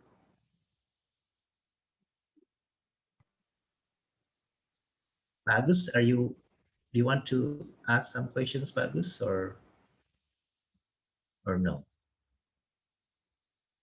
Okay, no response. So I think one things that need to be considered is everyone mentioning about PODES data. So it will be great to acknowledge that there is some limitation for this data. I mean, it is a self-reporting data, so it might be endogenous. You may hate to hear this word, but it may be endogenous, and then you have to think how to solve these particular problems. But anyway, I think it is a really great paper. I really enjoy hearing your presentation, and then also thanks for answering those questions, tough questions from the audience, and also for the great presentation. It was a pleasure to have you all with us. I think we are running out of time. So I think I'm going to conclude today's session. Thanks for Mr. Enda, Mr. Adrian, Mr. Carlos, Mr. Fandi, Mr. Nathanael, and Ms. Rita for your participations for today's session. And I also want to thank the audience for their tough questions. Thanks everyone for joining today's session. And don't forget, we still have another interesting session after this. Again, thanks for your insight, your paper, your expertise. And I will give it back to Noor, but before it, let we give applause for the presenters and also for the discussion. Thanks everyone. I will give it back to Pak Noor. Thank you. Yes, thanks, Mas Jahan, for such a very well moderating the session. And the issue of the regional development, as well as with regard to the climate change and environmental issues, will be very interesting, and we know the dynamics of the issue towards the economics as well as the political situation and consideration. So then, without further ado, so we will move to the last but not least session for the discussion and presentation. So I will invite Mas Revindo. He is Dr. Muhammad Dian Revindo, as the head of Business, Climate and Global Value Chain Research Group, Institute for Economics and Social Research, Faculty of Economics and Business, University of Indonesia. Mr. Revindo on his PhD in economics from Lincoln University, New Zealand, MA in European Studies from KU Leuven, Belgium in 2008, an MSc in economics from KU Leuven, Belgium as well in 2007, and a BA in economics and development studies from University of Indonesia in 2000. His experience in research, survey, assistant, and consulting projects for various national and international client organizations. So he's very well prominent in this economics as well as environmental issue. Then, so I will pass this room to Mas Revindo. So it's yours, Mas Revindo. Thanks. Thank you, Pak Noor, for very kind introduction. Can you hear me clear? Good, yes. Yeah. So, Pak Noor, I have to make correction that I'm not expert on this area. I'm just learning, you know, as well as the participants today. So, I'm honored to chair this last session. In the next 2 hours or so, I will be chairing the session. This session is very relevant, of course, in today's economic development, because this last session is about fiscal administration and green development on a sub-national level. This is very important because we know that the local government are in the front line in implementing this green development policy. So we will have 3 parts. This last session will consist of 3 parts. In the first part, we will have Mr. Bruce Mecca. He's an analyst in Climate Policy Initiative. He's going to talk about ecological fiscal transfer in Indonesia, key lessons learned from Berau Regency East Kalimantan Province. So it's a case study, will be very specific. And then we will have Professor Soichi Lee from Faculty of Economics, Meiho University in Japan. In the second part, we will have Mr. Arifuddin Miftahul Huda from Ministry of Finance of Republic of Indonesia, and is going to talk about the determinants of green development implementation in local governments of Indonesia and its impact to local fiscal independence. And finally, and we will have Ms. Ahreul Kim as a discussant. And then in the last part, we will have Pak Nur, of course, Dr. Nur Saifuddin from Fiscal Policy Agency, Ministry of Finance, Republic of Indonesia, is going to talk about sustainability and equality tendency challenge, regional evidence from Indonesia. And we will have Professor Tapan Sarkar from Griffith Asia Institute, Griffith University as a discussion. So I will not make you wait any longer. I will introduce the speaker for our first part, Mr. Bruce Mecca from analyst from Climate Policy Initiative. Bruce Mecca. Yes, hello. Yeah. Yes, are you there? Yes. Yes, I'm here. Yeah.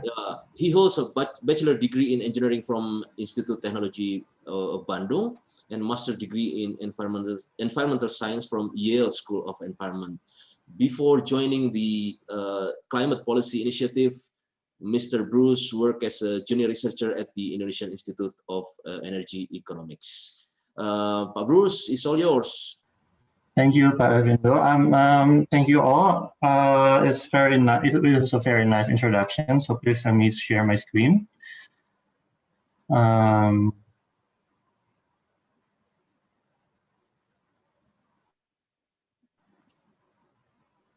Can you see my screen yet? Yes, it's clear now. Okay. Okay. So yes, thank you all. It's very exciting to be here. I'm very excited to be here. So I'm going to present you a research title Ecological Fiscal Transfer in Indonesia in a broad sense, and also what are the lessons learned for these broader discussions based on the lesson learned that my team and I did from a case study in one agency in Indonesia called BRAU in East Kalimantan, Indonesia. So this presentation is divided into four main parts. The first one starts with the introduction, talking about the background and the key significance of the study, why we chose BRAU, and the objective of the research of the research. And then the second part is talking about the broader narrative, like what are the latest updates of the ecological fiscal transfer in Indonesia. And then the third part is talking about the key findings. What are the key findings from our case study in our agencies, Kalimantan, and what are the lessons learned, the potential policy implications of that? And then it's bookended with the conclusion. Okay, I'm going to start with the background. So basically, the background of the study is the importance of performance-based incentive. Performance-based incentive and its potential to support post-COVID economic recovery, and how it can reach its full potential if tailored to local context. The research shows that Indonesia in general, in terms of green fiscal stimulus, that it can do better, but this also with the condition that Indonesia has very limited public finance sources. So any fiscal spending, fiscal policies must be able to tackle two birds in one stone in a way, not only concerning about the pandemic that is very immediate, but also more on the long-term concern on green recovery. And the way to do that is through performance-based incentive on the national level. So that is why we try to do the case study in our agency, East Kalimantan, Indonesia. So there are several considerations why we chose our agency, East Kalimantan, and why it fits for the case study. So basically, we narrowed down many regions in Indonesia, particularly those with high natural resources stocks, for example, high forest cover, high mineral reserves, and also high degree of deforestation, etc. But specifically, why we chose East Kalimantan is because in this region with high natural resource stocks and high percentage of GDP that comes from natural resource taxes. The reason is also because there are no prior studies in the region, particularly on ecological fiscal transfer, and there is no precedence in a way that the regency has implemented their own ecological fiscal transfer and performance-based incentives. So this is why we go to the objective and methods. The first is outline.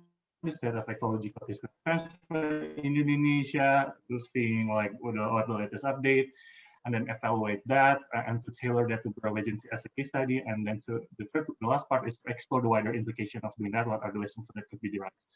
And the methods are focus group discussion, direct survey to 100 villages in Bureau Agency, and also literature review. So this is, I'm going to talk a little bit about ecological fiscal transfer in Indonesia in a very short, summary. So this is the overview, like the very short overview of fiscal transfer mechanism in Indonesia. So on the left part, it's the highest level of administration, the central government. They have state budget that is being transferable. There are provinces, regencies, and also in some in one particular instrument, the state also transfer directly to village level governance. So basically, the concept is that the highest level government always actually has fiscal transfer mechanism in place to the governmental level beneath it.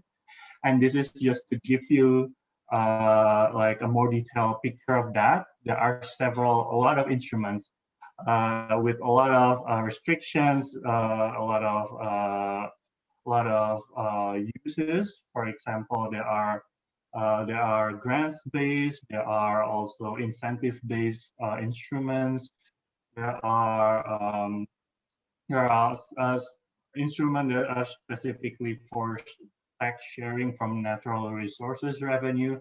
So these are just the map of Indonesia's current fiscal transfer mechanism down to the village level. And then we did also a qualitative map on how each of these instruments could potentially be amended or reformed in a way to incorporate ecological reasoning for its disbursement. And we found that basically at the subnational level, province, regency, it is actually more likely for its fiscal instrument to be reformed for ecological fiscal transfer. Mostly from our survey, the reason for that is the political will of the local government itself. They normally have these regions usually already have a lot of incentives from taking into account natural resources protection on their governmental planning. So these local governments are more likely to implement ecological fiscal transfer than the other localities, or even more likely than the central government. In addition to that, there are actually a lot of reform in a way that are particularly pushed by several non-civic society in Indonesia, advocating the local government, provincial agency government for ecological fiscal transfer. And even then, the likelihood of the adoption is actually more likely at the subnational level. And then after seeing the ecological fiscal transfer in Indonesia, we are moving to the case study, the finding from the regency. So in Bureau Regency is Kalimantan, it's very resource-rich regency. There are two main instruments that could potentially be used for ecological fiscal transfer. It's in the box in the middle. There are two instruments, village allocated fund and financial assistance.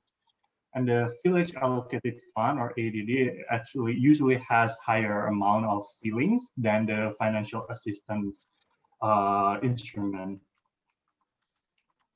There are three main parts that the regency, based on our case study, three main steps that the localities has to do to implement ecological fiscal transfer. The first is to adopt indicators that could oversee, that could measure the whole regency's ecological governance performance, tailored to the specific locality level. And then after having that indicator, the second step is to make fiscal transfer conditional upon the result of that indicator. So it would be based on ecological performance. And then the third is a selection of policies and risk assessment of on which instrument that this locality should use. And then this is the first result on the tailoring ecological indicator to Bureau Regency level. We did a direct survey to 100 villages in Bureau. the village government itself using the ecological indicator that is actually designed by the government of Brau itself. And we found that most of the villages there perform either low or very low, particularly on basically they perform very high in terms of agribusiness, but mostly very much low in terms of social forestry performance and a lot of land-based performance, but perform very high in the agribusiness diversification indicator. And also after having those indicators, we try to model the use of each possible instrument for fiscal transfer. The first is the village fund allocations. We try to add ecological share to the formula, and the results diverge. So basically, the results diverge. There are a lot of scenarios where this could be done with this fiscal transfer based on ecological performance could be done using the ADB instrument. And the second is we try to model the result of fiscal transfer using the financial assistance scheme. And then we also try to model using a mixed instrument, both of the instrument. And then the result is then stipulated in the risk assessment. Basically, from the modeling before, we found that it is actually better to have a mixed instrument scheme, where for Brau region it's not enough to just incentivize villages with high performance using the ADD instrument on the left, but also it has to have a mechanism where the fiscal transfer could assist villages with low performance using financial assistance scheme. So it's a combination of both incentive and also assistance that are important for the implementation of EFT region. And also the last is the lessons learned, analysis of policy implication of this study. So there are several analyses of the policy, wider policy implications from our case study in Brau, and these are how it could be relevant for policymakers in particular, either in subnational level or even at the national level. The first is about the needs for ecological fiscal transfer in Indonesia itself.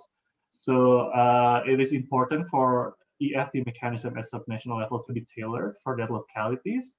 And how it should be tailored is that it must be able to critically assess the region's environmental performance as a whole, and also able to promote green economic activities. And the way to do that is to consider the locality's existing resources, particularly its fiscal capacity that has been reduced due to COVID-19, the availability of institution, and also human resources preparedness for doing that. And also political support is one of the reasons why EFT is very much appealing to local governments, particularly with local governments to have high natural resource stocks. For example, governments in Kalimantan, Papua, and Sulawesi with high forest cover, high mineral resources, and a lot of their income are derived from natural resources tax. They are more likely to have political support for ecological fiscal transfer because they have more incentives to prevent more deforestation to happen in the region, for example, and more incentives to have more diverse source of income from the natural resources. And the second lesson learned is about the importance of ecological. Bruce, can you complete in 1 minute? Okay, I can. Okay, I can complete that. So to conclude, the last one is to select which fiscal instrument is relevant for ecological fiscal transfer, considering the mandate, formula, and use of proceeds. So I'm going to conclude this session with several key conclusions. The first is that with limited fiscal capacity, Indonesia can potentially benefit from putting climate and sustainability framework as an underpinning for its post-COVID economic recovery. The second is that ecological fiscal transfer or ecological indicators used to underlie fiscal transfer can potentially improve its fiscal efficiency by ensuring that this limited fiscal capacity can bring the most of outcomes, both from health perspective and ecological perspective through incentives. And third, in Indonesia, fiscal transfer is very much intermingled with decentralized and localized government, and a lot of fiscal transfer instrument already in place. Also, fourth, data shows that advocacy movement in Indonesia is well received by local governments.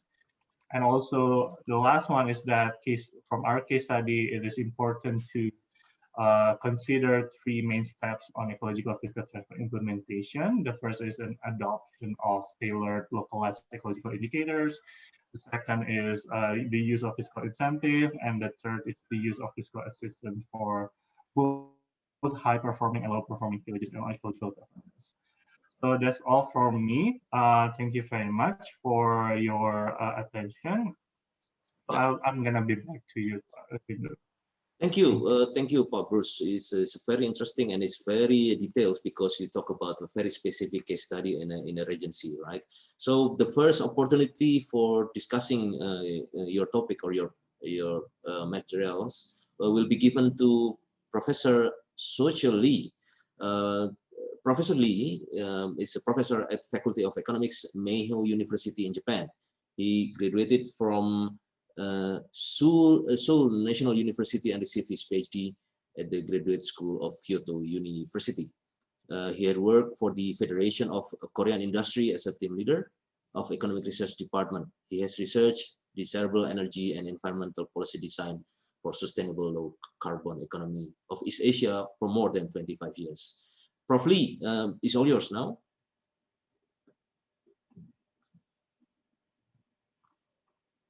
Prof. Lee, are you there?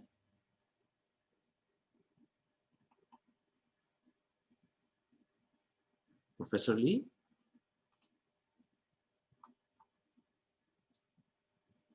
Wait. Maybe it's a connection problem, or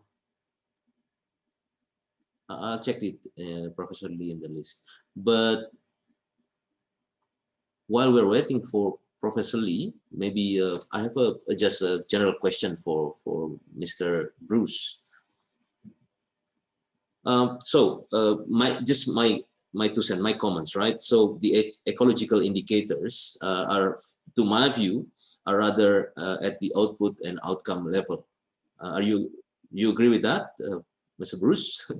So yes, measure that. Yeah. So at the process level, at the development level, especially at the village level, what are the organization or institution that you see are capable of implementing this, or could be working more closely with the central government or for the regency government? For example, I don't know. Hello. Yes. This is Lee. Sorry. Yes. Professor Lee, please. I'm sorry. It's my turn. Yes, please. Your opportunity. Okay. So it's okay. I share my PowerPoint for the discuss. Yes, please, Professor.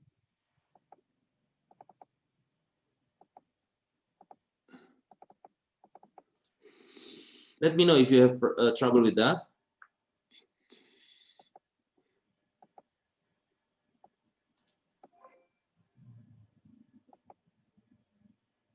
Maybe the operator can help. Okay, just wait. Okay.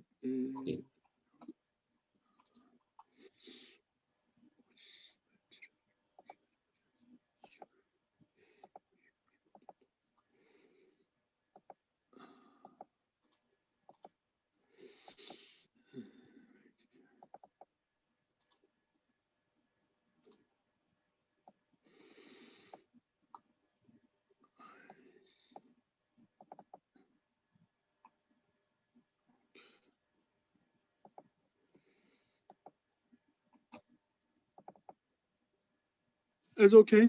Yes, it's on now, Professor. Okay, I'm very sorry. No worries, no worries. Okay, I'd like to discuss chapter 18, the ecological fiscal transfer in Indonesia. Key lessons learned from bureaucracy is the Kalimantan province, authored by Bruce Mecca, ETAL. Okay. My name is Suchal Lee, the major university, Nagoya, Japan. Okay.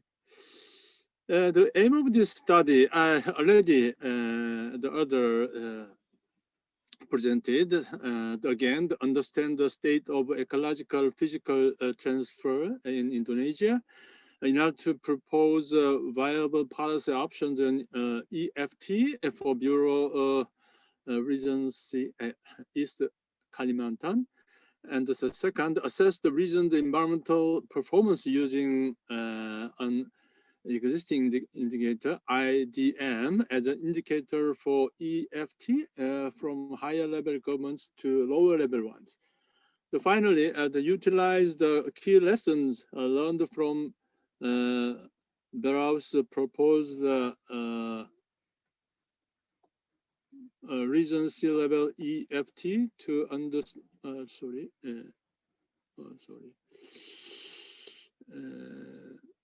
learned from Bureau's proposed Regency level EFT to understand the wider policy implications of applying EFT nationwide.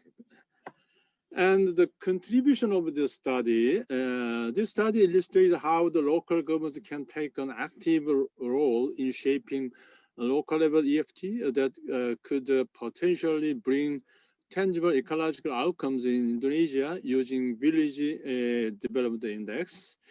And the second, the case study from Barrow Regency shows that this region can leverage EFT to induce village governments on embarking on ecological programs, particularly through 1, 2, 3 already presented.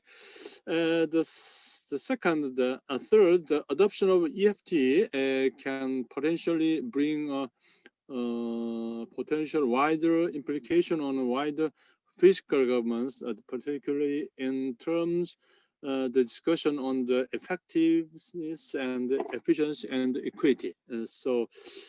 Anyway, this study is to quantify the ecological performance of the lower level government. It is a great contribution, I think.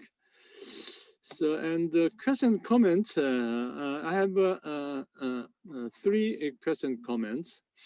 It is okay you answered all of them or any one of them. It's okay. The first, it is I think not question, just a comment. The IDM, which is the main tool in the paper to assess the region's environmental performance, seems to me that it could not always reflect the region's or village's ecological performance. In current IDM in the paper, for example, the more innovations, the high performance in sustainable land use innovation, for example. In other words, current IDMs set much value on the numbers of activities, not much on the quality of them. For example, sometimes one intensive innovation could get higher performance than 2 or more insufficient innovations. The second, it is also, I think, the comment, the current IDM could not consider the ability or manpower of villages to plan various activities for land use and the natural resources management and climate change, such like that. So I think it is important to educate and train village steps for improving the ecological performance of villages. So just the fiscal transfer not always stimulate the local lower level government's ecological performance. The manpower to plan or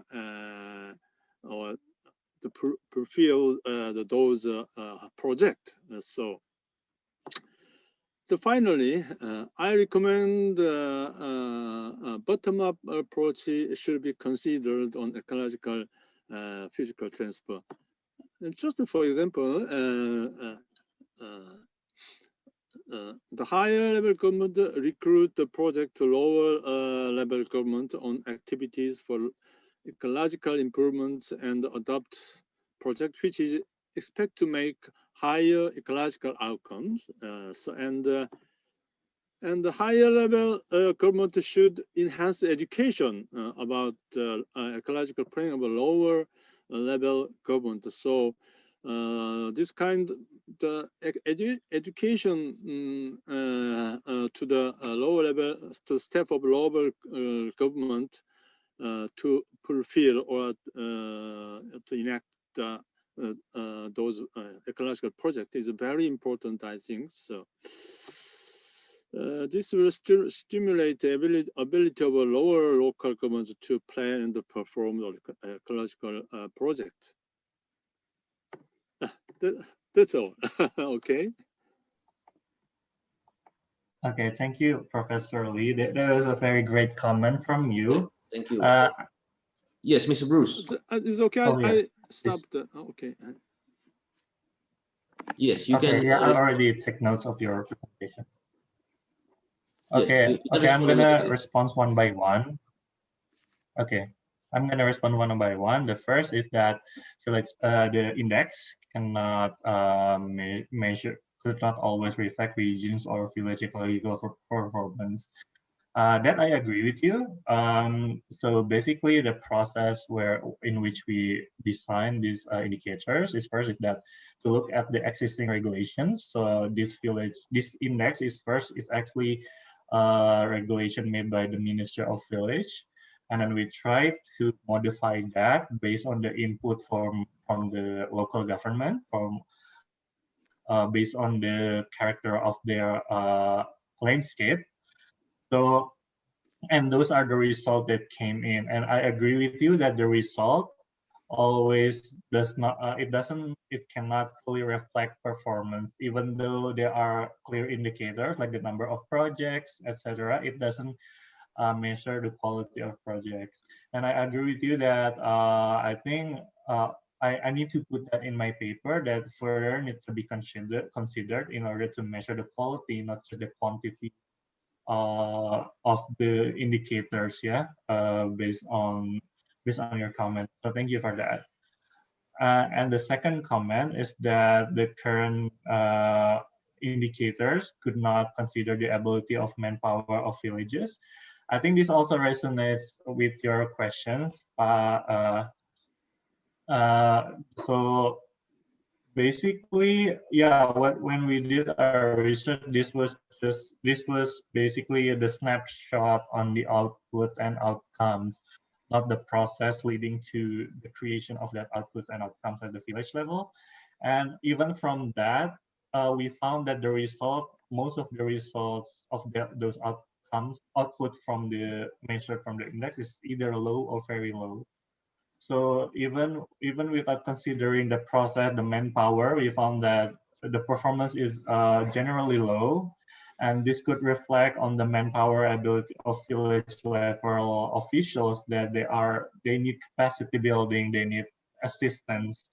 So it's not just incentive or high performance that are needed, it's also like fiscal assistance to help them achieve better ecological performance and better outcomes and output. I also agreed for your suggestion about the capacity building to educate and train village staff to improve this. Also, in the last comment about the bottom-up approach should be considered. Yes, I agree with you. I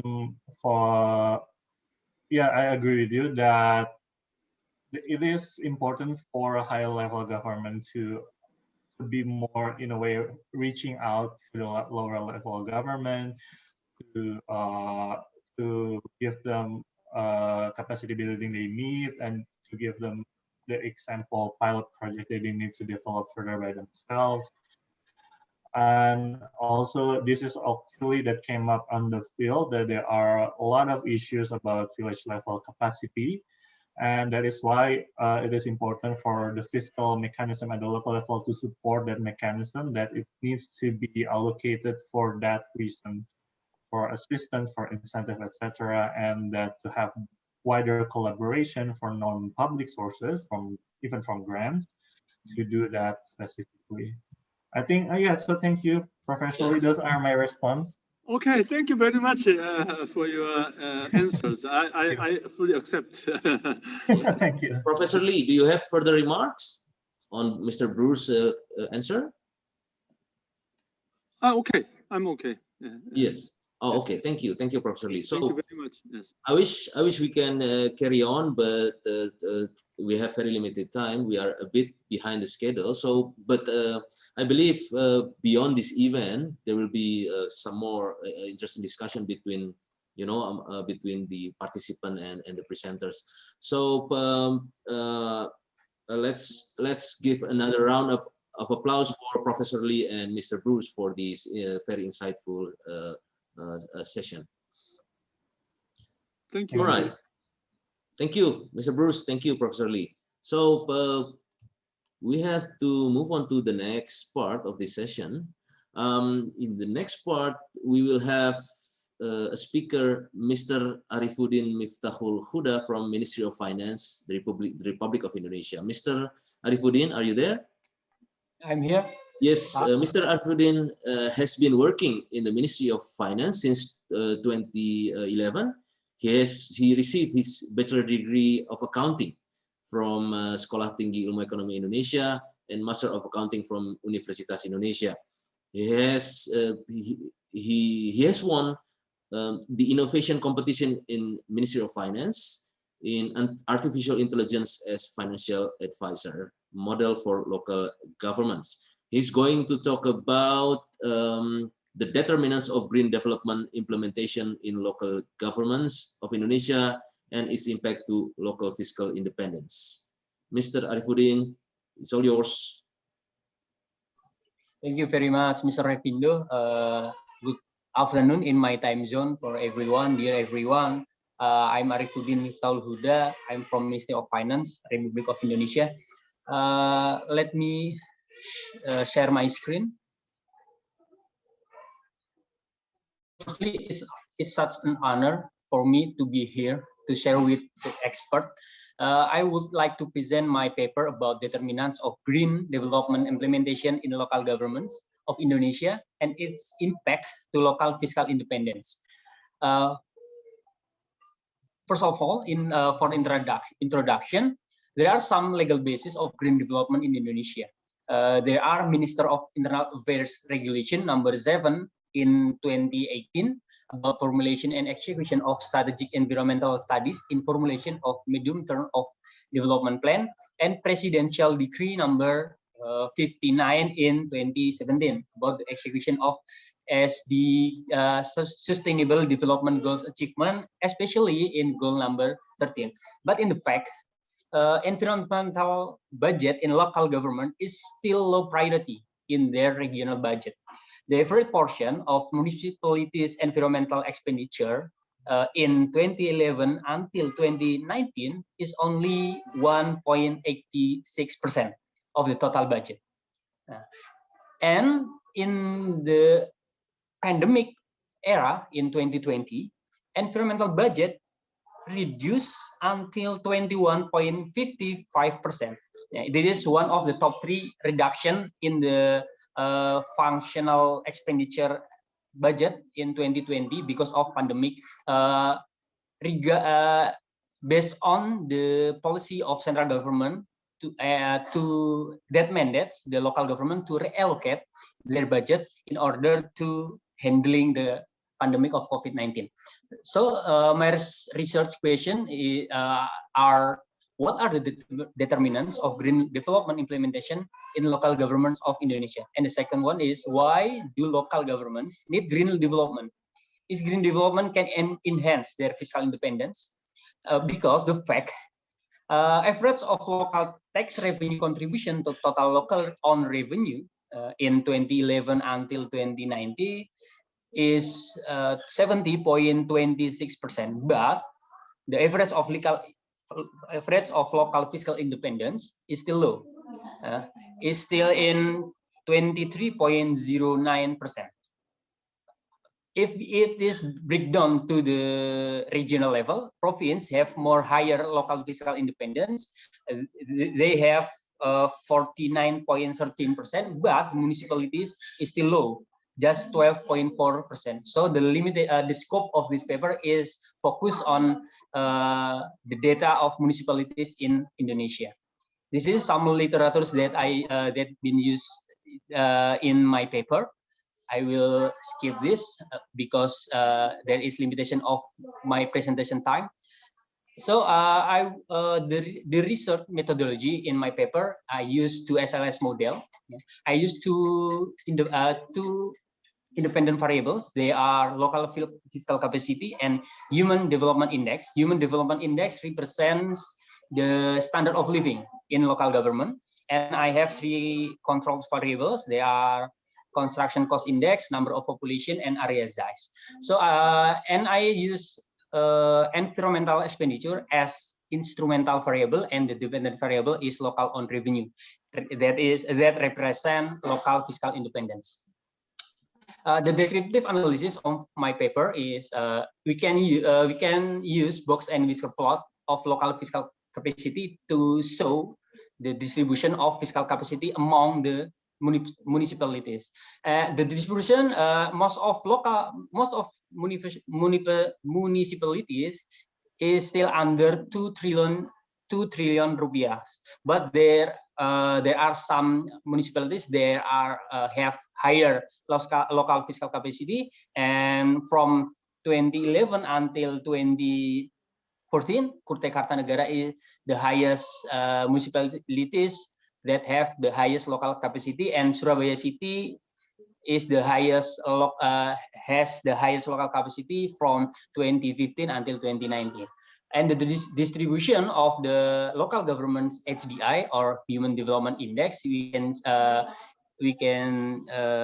look at this picture that the distribution is between 50 until 80, and the highest HDI is Yogyakarta City from 2011 until 2019, and the lowest HDI is at Duga Regency. And how about the distribution of portion of environmental expenditure to the total budget?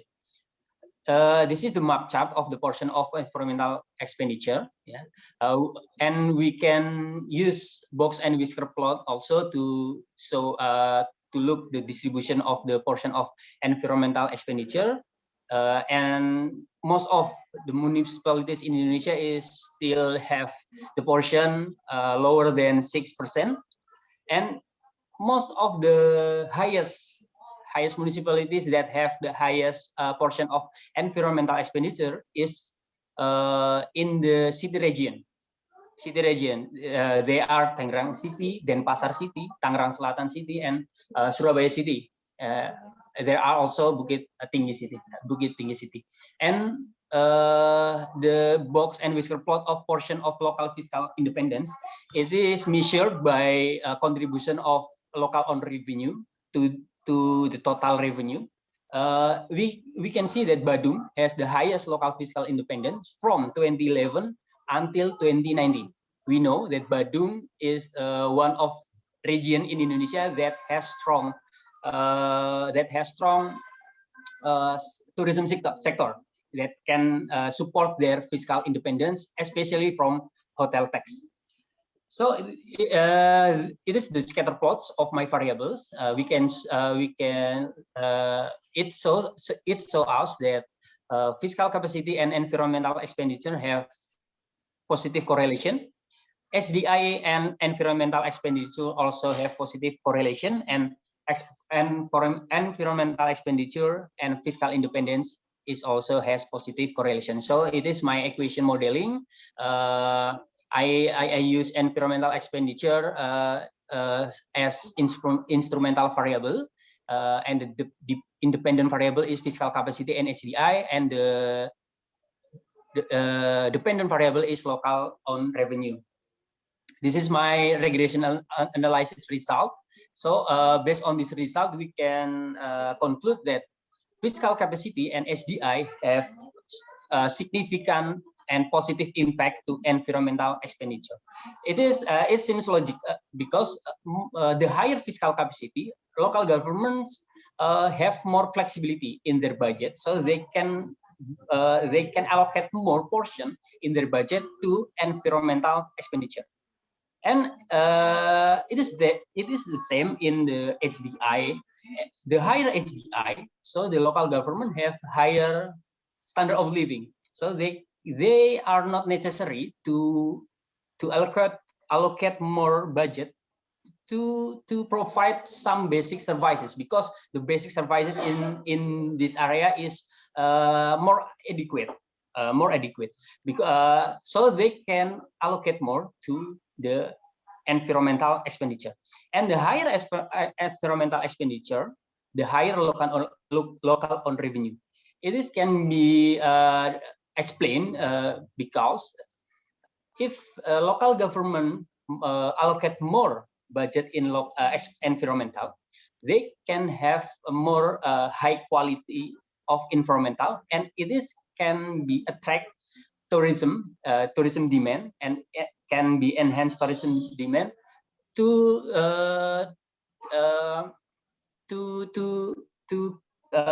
come to their region. So the local on revenue, especially sourced by tourism sector, such as hotel tax, can be increased. So this is my conclusion and some policy recommendation of my paper. First, local fiscal capacity and SDI have positive impact to environmental expenditure. Then, environmental expenditure can enhance local fiscal independence.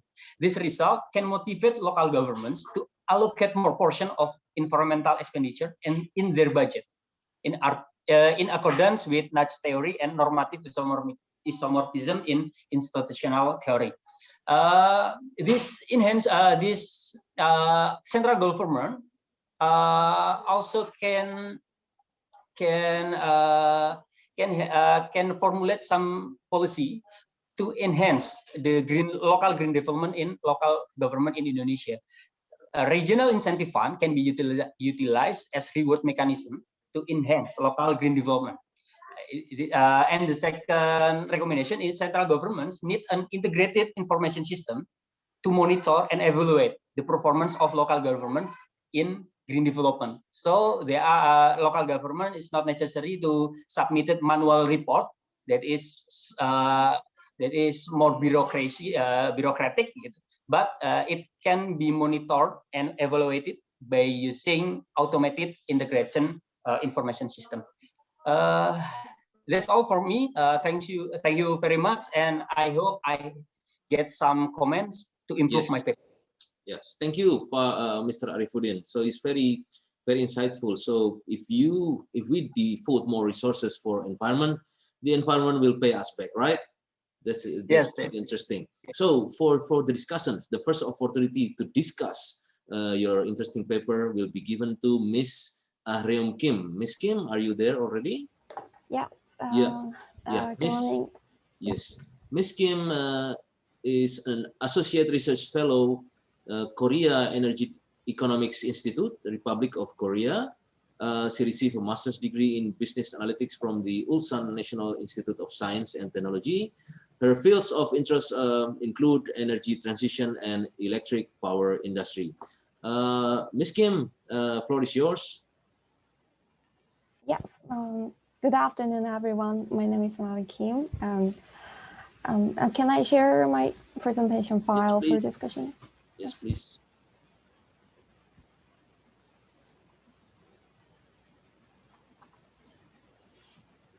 Is it okay?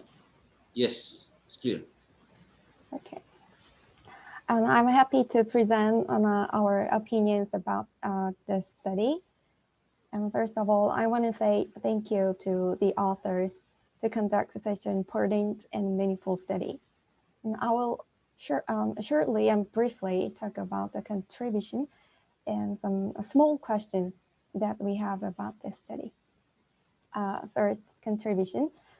As the author presented, this study has two purposes. And first, it examines the determinants of the local green development implementation in local governments in Indonesia. And second, it analyzes well the impact of environment expenditure to local fiscal independence. This study successfully achieved the aims through two-stage least square regression. In the first step, it figured out local fiscal capacity and standard of living have positive correlation to environmental expenditure. And in the second step regression, it found environmental expenditure has positive correlation to local fiscal independence. And at the end, it drew well the conclusion to suggest to motivate the local governments to increase their commitment in local green development. And I think the study is very well organized to achieve the goals of the study logically and clearly. And I was interested in the visual diagrams as well, which helped me, which helped me to understand the contents better. But at the same time, there are some questions when reading this paper, but it is very small things. I prepared these questions from the original paper, not the presentation file, so please understand this point. You don't need to answer all the questions, but I hope you can answer one or more questions below, if possible. First, in the literature review section in the study, the figure 1 about typology of integrated information system, I felt that this diagram seems to be important, but I couldn't find the link well between the diagram and the main point of this paper. I was curious how much and why it is important in this section. It will be better if you can have more comments on this diagram. And the second question is about the research session, about the impact of COVID-19 on the local budget with the example of Badong Regency. And I feel that it would be better if more information can be suggested, like why you comment these COVID-19 issues at this point. For example, it'd be better if the information can be suggested, like the impact of COVID means to environmental expenditure and local fiscal independence. And also, it would be better if information can be suggested, such as why this impact is important to understand the research model in this study. The last one is the conclusion and policy recommendation section. As the author presented well at the first page of this paper, the study was conducted in Indonesia circumstances. So, but taking a step forward, what about the implication for other countries with different industrial structure? For example, what implications the finding can give to other countries like Korea?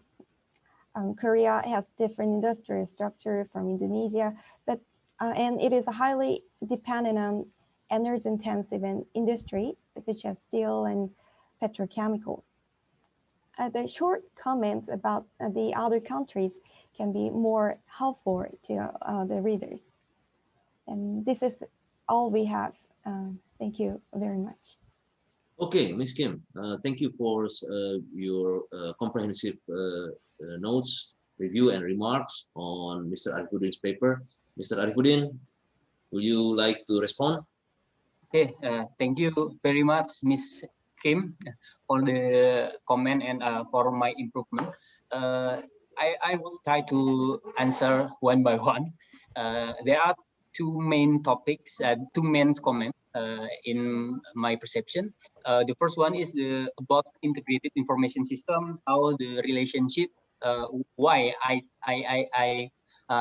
choose to included this integrated information system to my paper, because in the policy recommendation, I recommend that central government can give some policy to enhance the motivation of local government in order to improve their local green development by using incentive mechanism. The incentive mechanism we have in Indonesia named Regional Incentive Fund, or DID in our term, Dana Insentif Daerah, Regional Incentive Fund, that is transferred by central government to local government based on some performance indicator. So I propose to include this environmental or green development indicator in formulating the regional incentive fund. So some local government that have high performance in green development can be transferred some regional incentive fund. So and to monitor and evaluate this performance indicator, we can use the integrated information system. In my office, in DG Fiscal Balance, Ministry of Finance of Indonesia, we have regional financial information system, or SIKD. Regional financial information system that can be used to monitor automatically by using digital platform to monitor the performance indicator of local green development. So local government is not necessary to submit any manual report to central government. It is for the first comment, and the second comment is about impact of COVID-19 to environmental and fiscal independence. As I said before, that one of the top 3 sectoral budget that is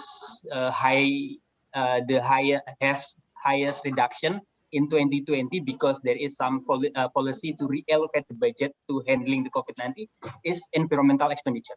So one of the top 3, the most reduction in budget is environmental budget. It is some of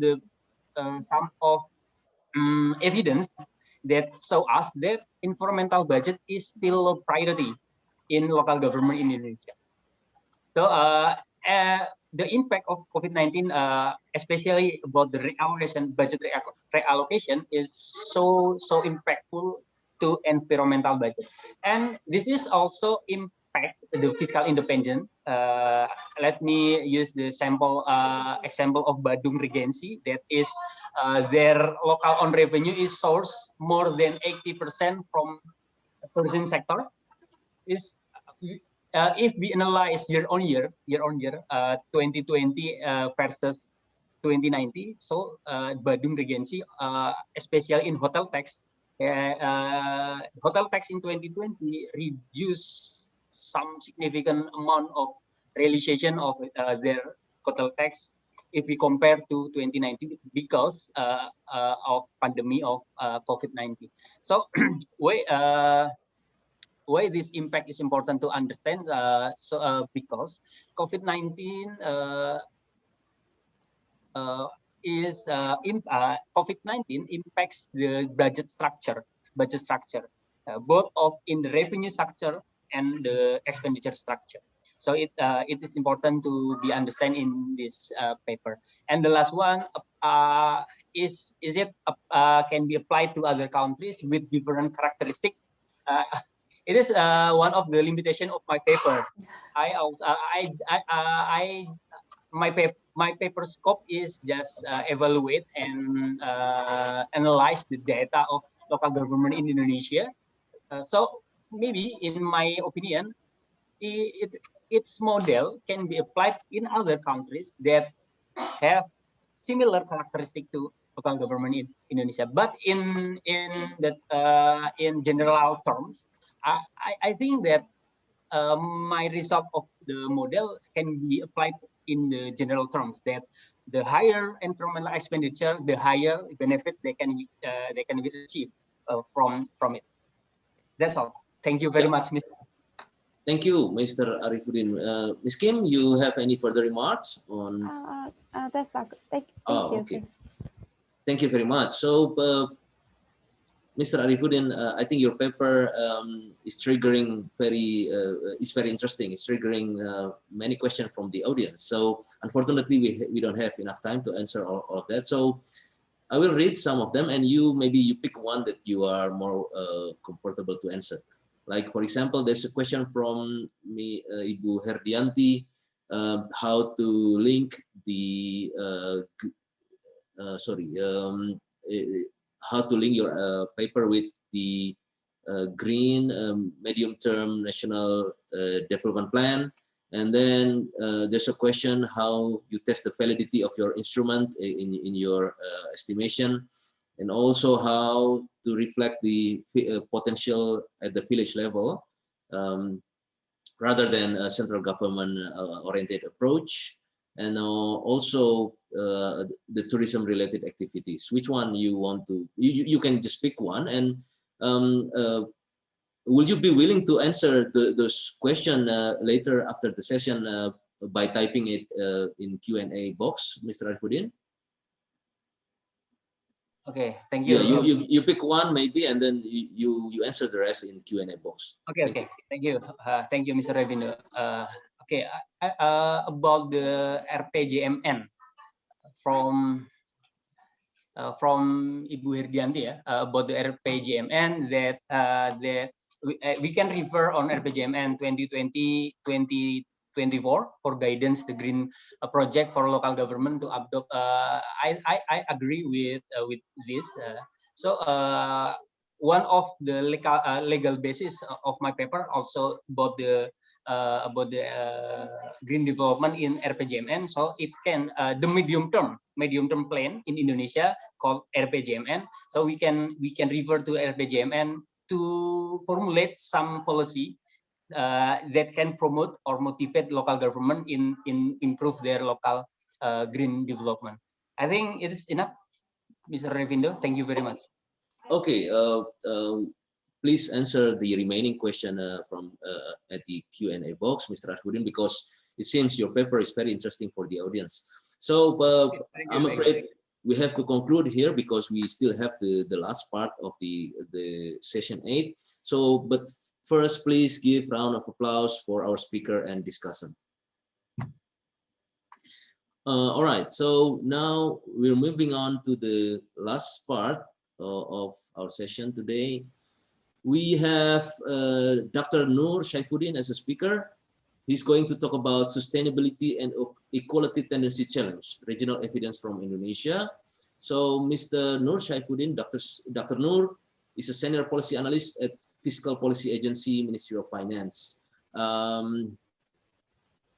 He earned his PhD in economics from University of Western Australia in 2019, Master of Public Policy from National University of Singapore in 2010, and Bachelor of Accounting from State College of Accountancy in 2002.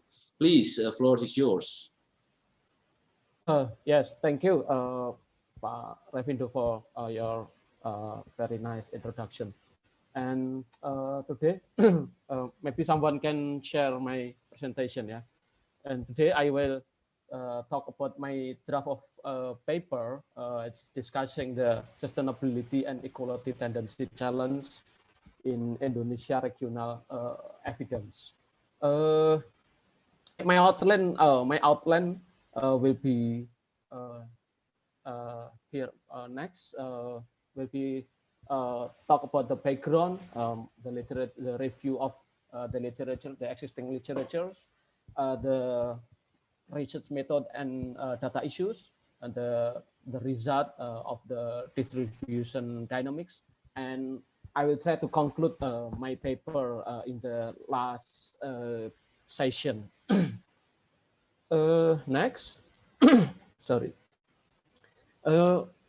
In Indonesia is known as the 16th largest economy globally, and since around 70s, the Indonesian economic growth is quite promising by around 5 to 7% annually.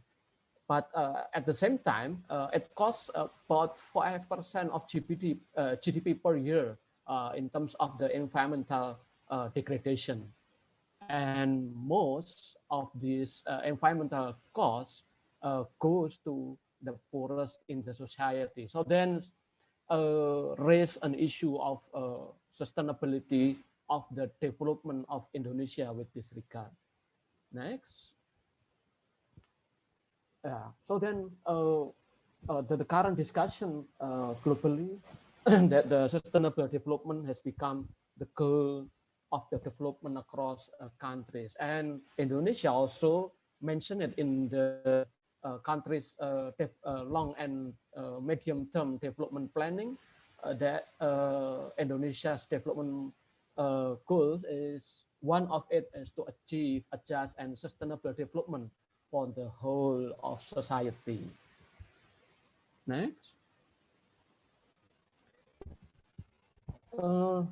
In terms of literature, so there are a couple and several SDIs studies or sustainable development indicator or index in Indonesia. There are different kind of index or sustainable development as well as environmental index already established.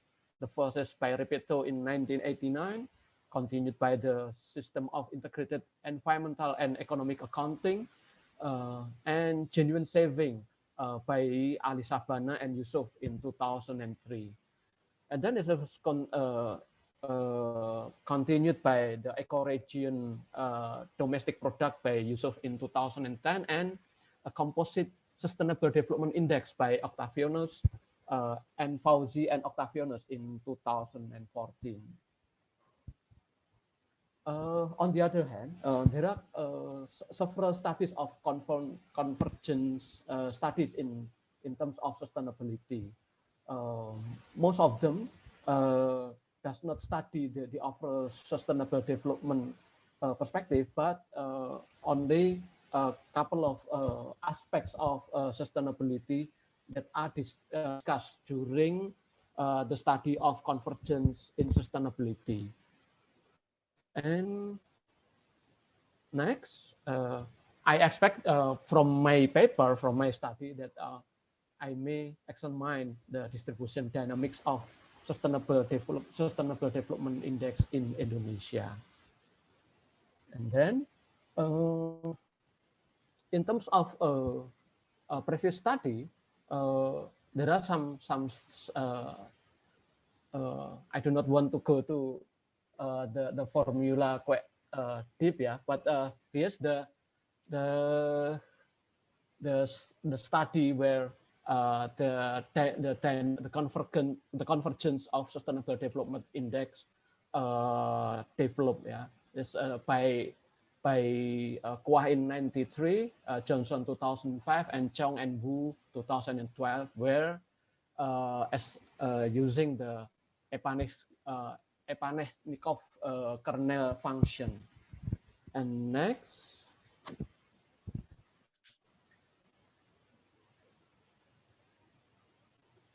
And next, yes. So from that formula, we can have formulate the ergodic distribution as a long-run equilibrium state of the evolution of the distribution, given that the transition probability function of G remains unchanged. Yeah, I do not want go too deep in this formula. I'm sorry. Then.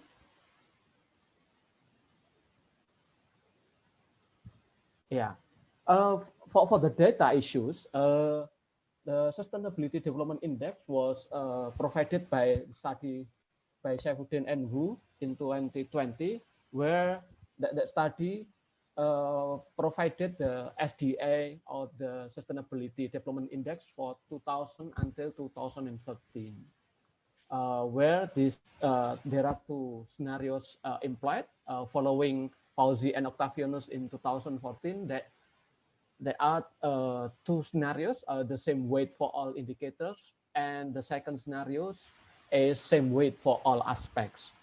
And it is made up of 30 provinces in every year from 2000 to 2013, and grouped into 5 zones following a paper or study by Professor Sudarmo in 2009. So here's the grouping of the region. Oh, sorry. Here's the data provided.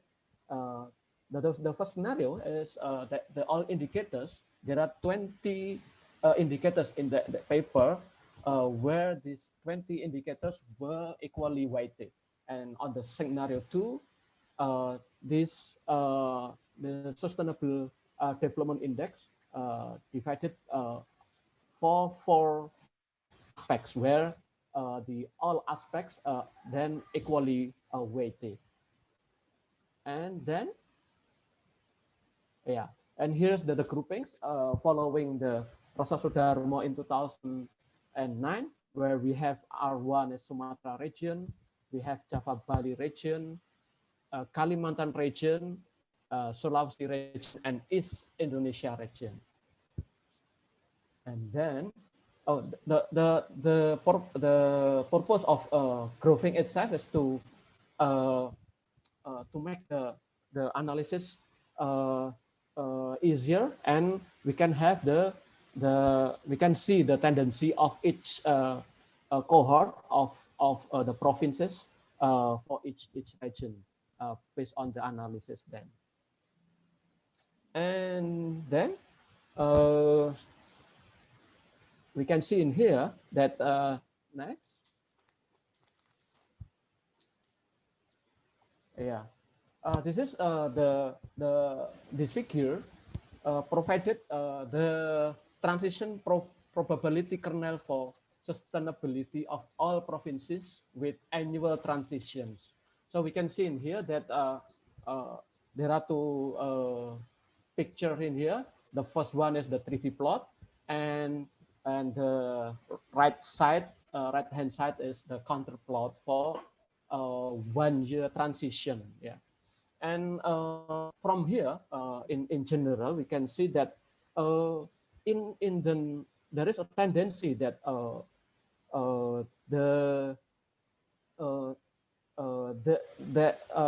the provinces and all the regions, yeah, tend to have a tendency to converge in the long run. Yeah, even though in the previous year or previous period, it tends that some of them tend to diverge, but among all of the provinces and regions shows convergence in the future. It means that different provinces or regions will tend to have quite similarity in terms of their sustainability index level. And there are some notes in here that some of the provinces have a tendency to increase the sustainability. Even some of the provinces will have a tendency to decrease in the future. And next, yeah. So this graph depicts the different 5 groups of the region in Indonesia, where we can see in here that I want to look at particularly for example the East Indonesia, that there was a convergence among the provinces. We can see in here there are two group of how to say not dot, yeah, it's a circle something, yeah. The below average level, below the 0.1 as the average, where number 1 means the average, that show that for this province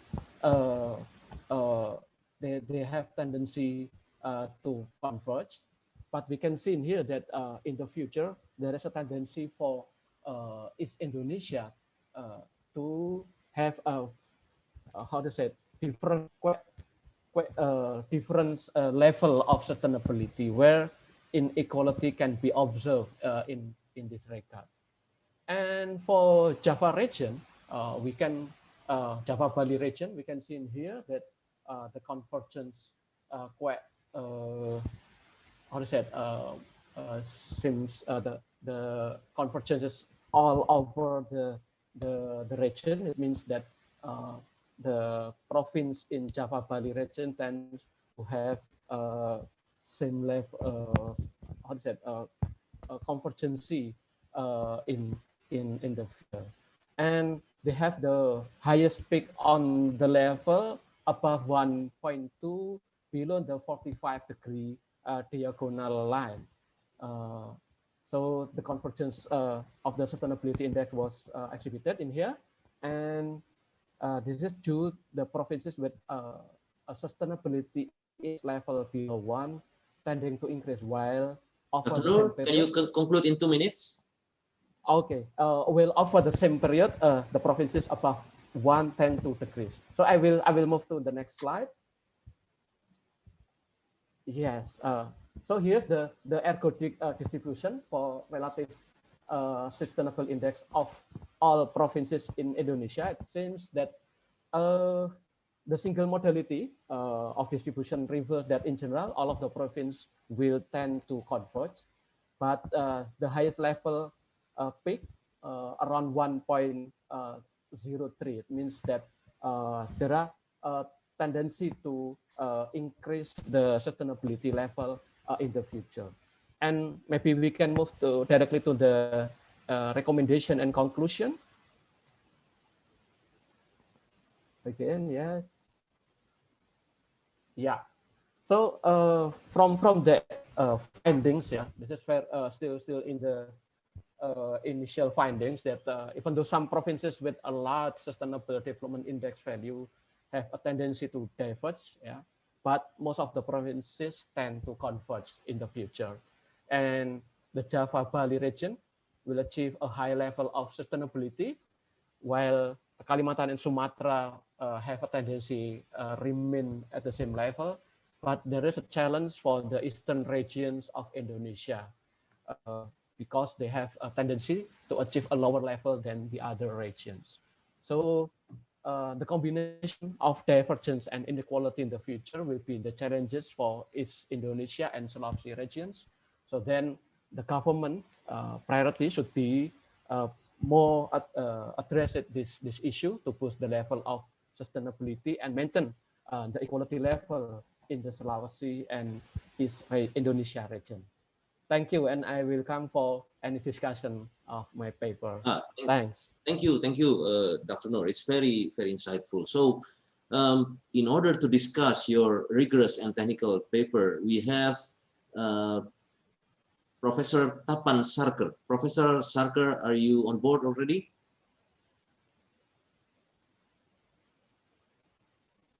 Professor Sarker? Yes, can you hear me? Yes, Professor Sarker is an associate professor of political economy at Griffith Asia Institute, Griffith University. He's a political economist. His research has particular focus on macro and fiscal policy and sustainable economic growth in developing countries in the Asia Pacific region. And his research has been published in leading international journals. So Professor Sarker, the floor is yours. Thank you very much. And I like to congratulate the authors and researchers of this very important project. Thank you very much. I have been doing some research on Indonesia in particular through our Griffith Asia Institute, and also have currently 2 PhD students. So I understand how Indonesia is, and understanding the sustainability and equality challenge is something very, very topical. So again, congratulations to the authors. Now, I have looked at, while I enjoyed reading the paper, I just wanted to give some probably, critical feedback as well. It's very important, as I said, um, and an appropriate study for a geographically diverse country like Indonesia. We all know that how big it is, how many islands it has, and it is so diverse. But one important contribution here is inclusion of all these regions, like 33 provinces, and that is a very challenging task. And in Australia, it is also a very big country, and we have similar problem here. Some regions in Australia are developed and some are not. We call it a two-speed economy, and that is why I became more interested about it. So my third point is, yes, varied level of economic growth is a very big challenge. And many countries, and not just for Indonesia, it is also very important for other countries as well, having similar problem, that mega cities and urban centers are more prosperous compared to the rural centers, and they remain so for a very long time. So that's a huge inequality we can see. And that is a very, very important policy. That's why the paper has important policy implication.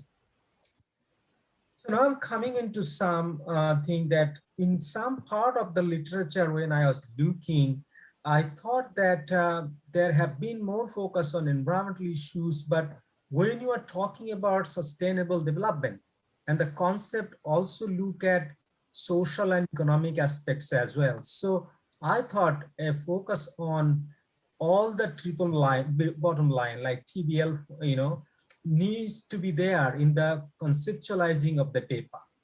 And coming into the second point as well, when I looked at that, some of the literatures are a little bit old that has been included in the conceptualization. And I have found some really important literature, as you can see here, I have mentioned, and I'm happy to pass on this to you so that it can help you.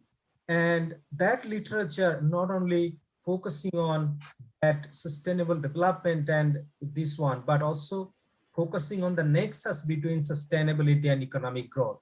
So that is the important thing here. And also integrating sustainable developments or goals into regional planning. Perhaps I thought some literature probably you could be added, which is focusing on the concept of circular economy, where both urban and rural areas can be integrated into the cycle. So a circular economy concept would be very, very useful. Now, data and methodology, I don't know whether there have been some recent data, but the data has been used is from 2002 to 2003. Obviously, there have been a lot of changes is expected from there, but I will leave it to you that what you want this data range or whether new data can be included here. So authors that can include and choose the indicators which are basically not included in the past data. So that's probably something that you can think about that as well. If we go a little bit more, this is a good approach in methodology, CI, but as you will see from here that the theoretical framework that uses identification for this probably could have explained the framework in more details. And more importantly, there is a need for proper rationale, why you are using this, in particular in the Indonesian context. And that's not a very big ask. I think you can easily tweak your section that why it is important, this approach. Same is step number 4, the normalization, and step 6. And also when you have done the scenario analysis as well, that what it says in the last point that I made here, all indicators equal weighted, well, which is not rational at all because there are variances. The scenario 2 that use some varied weight, and that is for the indicators, but no background details are provided. So I thought that this will probably help you to really reshape and refine your work. The final slide for me is that methodology again, that estimator you have used for testing convergence dynamics, but selecting you appropriate bandwidth, the kernel density estimator is of crucial importance. The purpose of the estimation may be an influential factor, but there are downsides as well, is that it is always biased, particularly in the boundaries. So probably still you can use it, but you really need to acknowledge that these are the downsides. So just acknowledging the fact that these are some of the things they are in this estimator. Well, the shortcomings of this approach happens when the underlying density has long tails, and in this case, the bandwidth is small. And also, as you will see, if the bandwidth is large enough to deal with the tail, important features of the main part of the distribution may be lost due to over smoothing. So that's important consideration for you. Finally, I give you a sort of another reference that if you can use to avoid this problem, and you can follow this Jamboom and Dias study as well to just to ease these issues from your study. So again, I think it is a very, very topical and very important study, and I think just a little bit of further work will make it even a better one, and it can make a very important contribution for policymakers, not just in Indonesia, but in the region as well. Thank you once again. Yeah, thank you, Professor. Dr. Noor, you like to respond? Yes, thanks again to Professor Sarker. It's very, it's very happiness to have such input from your side. And yes, there are some limitation. I will address a couple of issues. I cannot address all the issues that you raised. In terms of the data, there is some limitation of me to collect some data, particularly for the regional level. This is I have done some my effort to collect further data beyond 2013, but some data was not there. So due to this, so I employ the data from 2002 to 2013. I will try to do further to collect some more recent data to make this paper a better one. And yes, there are some issues with the kernel dynamic distribution approach. And thank you for some suggestion for literatures that you already mentioned. And I will look further on the literature to make my paper and study a better one. Thank you, Professor Sarker. Thank you, that it is very helpful, and I'm happy can Shoti can send you that slides. I think it will be for you. Yes, please, Doctor. Yeah, Professor Sarker. I will address it one by one of your recommendation. Thanks. Thank you. Yes. Thank you, Dr. Noor and Professor Sarker. I wish we could carry on, but I'm afraid we are at the end of the session 8. So we have to conclude here. The session 8, for me, is an amazing session. So in terms of green development, if I may conclude, the challenges are there, especially in terms of fiscal constraint, but the opportunity is there as well, because we have raising awareness on this issue, as we see from the attendance today. So let's give a round of applause for Dr. Noor and Professor Sarker. And I think over again to Bu Nela. Thank you, Pak Ravindo, for very efficient management for the session. So we will go to our closing. But before that, I would like to remind you, I mean, there's many questions asking me about the survey, about the certificate. So I think Swati, my college already sent you the link for the survey. Please fill it out. And there's a question at the end asking, do you need a certificate or not? As you know that you require to attend like more than half of the session, the whole session in 3 days. So I think now before closing, we have Jackie here from Green Budget Germany, that she's been actively helping us preparing the book and the topic. So I think she also will deliver the key summary of the key point today. Jackie, the floor is yours. Thank you very much, Nella. I think it's a huge challenge to kind of draw together the summary for the 3 days. Well, I'd like to start by congratulating all the authors, researchers, and contributors for the policy dialogue. I think it's been excellent, really interesting, inspiring, and informative inputs. And now there's my challenge to try and draw it all together in 5 minutes and do justice to the depth and the breadth of the discussions and the topics that we've looked at. I think what I'd like to do is kind of highlight some really key aspects of what we've discussed over the past 3 days. I think first of all, we started by really discussing the opportunities and challenges in the current context of the economic and the public health crisis. And we looked at lots of speakers and listened to them talking about the opportunity created by the recovery from the current crisis to build forward better, to strengthen green development, to really put climate change at the center of policy, to drive energy transition, to strengthen structural reform agendas. And we saw lots of examples of this over the 3 days in different countries, different aspects of green recovery that have been implemented in practice.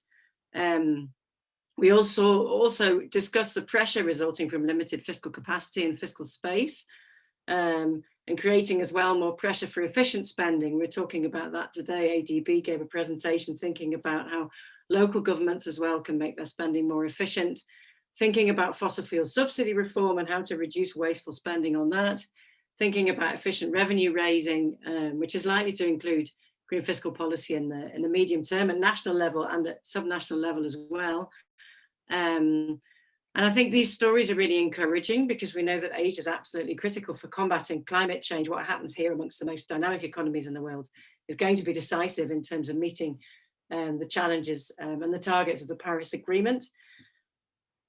We've also seen, though, that the current situation entails lots of risk. And it was mentioned yesterday as well that recoveries from economic recessions are often very greenhouse gas emissions intensive.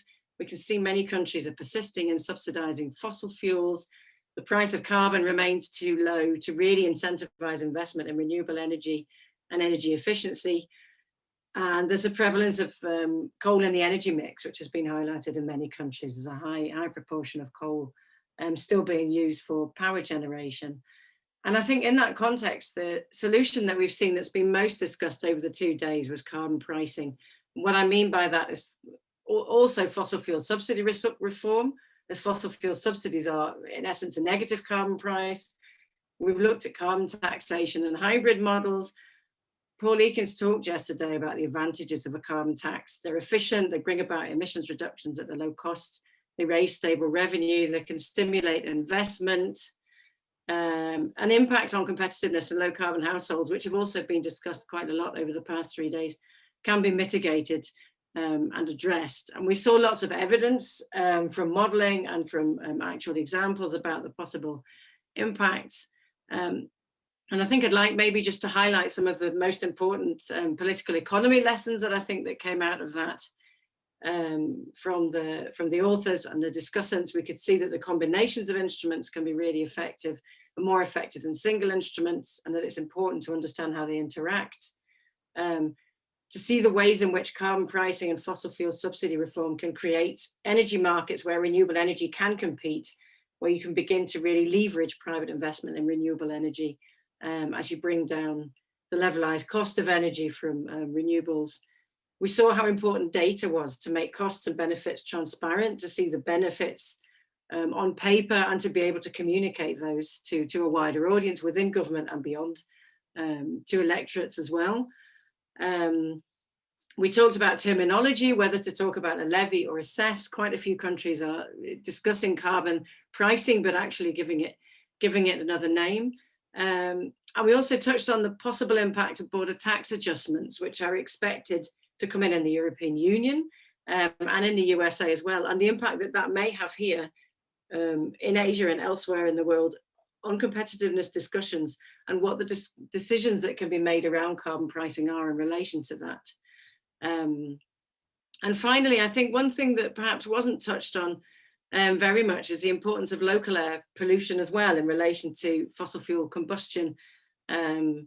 Because of course, actually just dealing with the problem of local air pollution, it could also be a crucial driver of energy transition and fossil fuel subsidy reform, because we can see that the human health impacts are huge. And especially in the context of the pandemic, we've seen that there is a heightened risk of severe disease and even mortality in the most polluted cities with the highest levels of particulate emissions.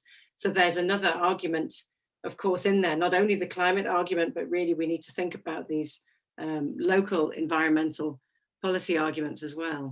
And finally, today, we really talked a lot about potentials at subnational level to green budgets, thinking about green incentives and ecological fiscal transfers, thinking about how green development on the ground can be realized in Indonesia. And I thought that was really interesting today to see a lot of the things that we talked about in a national context yesterday brought down onto the subnational level. Perhaps I'll finish this with two quotations from colleagues of mine. The first one is, people would do anything for money, even the right thing. And we can see here, we've talked for quite a long time about the incentives that green fiscal policy and green finance can create and the motivations for behavioral change. And I think it's important to bear that in mind, that this price signal does have an impact on the way that people behave and the consumption decisions that they make, as well, of course, on the investment decisions that industries make as well. And finally, never let a good crisis go to waste. We all say that a lot in English all of the time. We've seen that that we can address the COVID pandemic with really dynamic measures, which have required a level of solidarity that we weren't expecting to need to realize or to call upon. And I hope that we can do that now for the climate crisis going forward. Okay, thank you very much. And thank you for your time and for listening. It was a really great event. Thank you, Jackie. I mean, for your hard work, summarize this 3 days webinar and the topic. Thank you very much. This will be useful for us to move forward. So now we arrive on our closing today, and we have our distinguished speaker from the partners. So we have Ibu Riatu, Dr. Riatu Mariatul Kiptia, Director of Institute for Economic and Social Research, LPM, University of Indonesia. We have Ibu Dian Lestari from Indonesia Ministry of Finance, and Din Tatsusi Sonobe from the Dean from ADBI. So since Ibu Riatu and Din Sonobe, I mean, they already introduced in the beginning, then you already know them. So I will introduce Ibu Dian here. Dr. Dian Lestari is a Director of the Center for Climate Finance and Multilateral Policy, Fiscal Policy Agency, Indonesia Ministry of Finance. Previously, she was the Senior Advisor in the Southeast Asia Voting Group World Bank and Deputy Director for Multilateral Forum in Indonesia Ministry of Finance. So she received her doctoral degree from University of Pajajaran, Indonesia, and Master of Art from Flinders University, Australia. So I think without further ado, I will give the floor to Ibu Riatu, then followed by Ibu Dian, and then Din Sonobe. Thank you. Ibu Riatu, the floor is yours. Thank you, Ibu Nela. Good afternoon, Din Sonobe. Good afternoon, Dr. Dian Lestari. And thank you, Jacqueline, for the summary. Good afternoon, all. Thank you again. I follow up some of the session, and I have enjoyed listening and learning from the authors, sharing their research and discussion from it.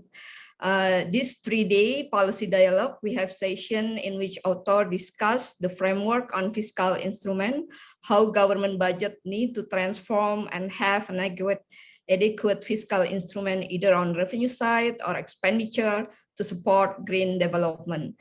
I think from the first day keynote, Professor Paul Ekins also pointed out on the potential to adopt carbon or environmental tax, especially in Asia countries in which target of global carbon emission reduction may depend on. So going forward, there is a needed more effort, coordinated effort, especially from the government, to align fiscal instrument and adopt it relatively in the short and medium term simple instrument to improve from existing instrument to ensure it is working to speed up a shift to green development. I think from what I understand from these 3 days, I'm not following at all, but some of it, my understanding it is not only by adopting a fiscal instrument on green project itself, we need also to take a look on existing instrument, as pointed out by Jacqueline also, that may actually penalize green development. So the budget needs to be assessed on comprehensive context. And on type of fiscal instrument that may work from the authors, we have heard a new initiative, but other than that, there are also existing fiscal instruments that can be potentially directed as green fiscal instrument. There are examples that are viable at the central as well as the local level. For example, on bond instrument, also discussed in the keynote by Mrs. Nida, I think, how the implementation in South Asian countries. I know in Indonesia is quite very hard to adopt it, but maybe we can also learn what is actually the institution, what is actually the criteria that might be put in place first in this context. Also, we learn from authors mentioning improving intergovernmental transfers. This is a large portion in local context, and to some extent use it as incentive instrument for local governments to make them priorities more on environmental program and spending. And the third one, I think that may be also important is coordination between central and subnational level. There is also needs or measure in a clear indicators known and informed to stakeholders. The need of coordination pointed out also by authors at the context of subnational level, at the context of, to some extent, at the national climate change mitigation and adaptation. There are scale of economies and externalities boundaries that frequently may not always align with administrative boundaries. So I think that is my understandings of this exciting event. Finally, again, I thank you, editors of the book publication, authors that will further work on this book publication. I thank you, ADBI, Ministry of Finance, for the collaboration. And on behalf of LPM FEB-UI, University of Indonesia, it has been exciting working and collaborating with you all. Thank you, Ibu Nela. Thank you, Bu Riatu. Now, Ibu Dian, the floor is yours. Thank you, Ibu Nela. Very good afternoon to Dean Sushi Sonobe, Ibu Riatu Kiptia, Professor Paul Akins, Ms. Jacqueline Cottrell, Ibu Alin Halimatus Sadia, keynote speakers, country representatives, ladies and gentlemen. This has been a very excellent forum. I believe that during these 3 days, all of us have had a fruitful discussion and produced valuable results. In this fiscal policy instruments and green development webinar, we have learned a lot from the keynote session delivered by the prominent keynote speakers, country representatives, and 19 speakers who have shared their interesting works. I would like to thank to all the speakers for delivering such important materials so that we can deepen our knowledge about how fiscal policy instruments may work with green development. My appreciation is also addressed to participants who have actively contributed to our discussion. As we know that during this challenging time, the world has suffered severely from the pandemic.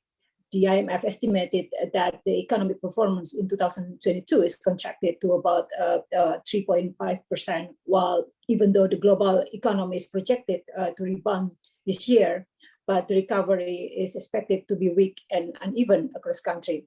And the outlook is still highly uncertain and exposed to downside risk. So aside from fiscal, monetary, and financial policy responses that countries have unprecedentedly launched, we need to encourage the structural reforms.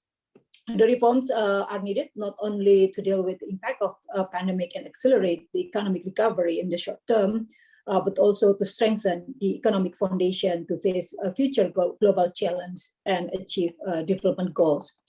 Most countries currently aspire to overcome this crisis, not only to grow stronger, but also better in quality toward a more resilient, sustainable, and inclusive growth. Accordingly, the importance and benefits of promoting a sustainable green economy today to support the future economic growth are becoming more viable.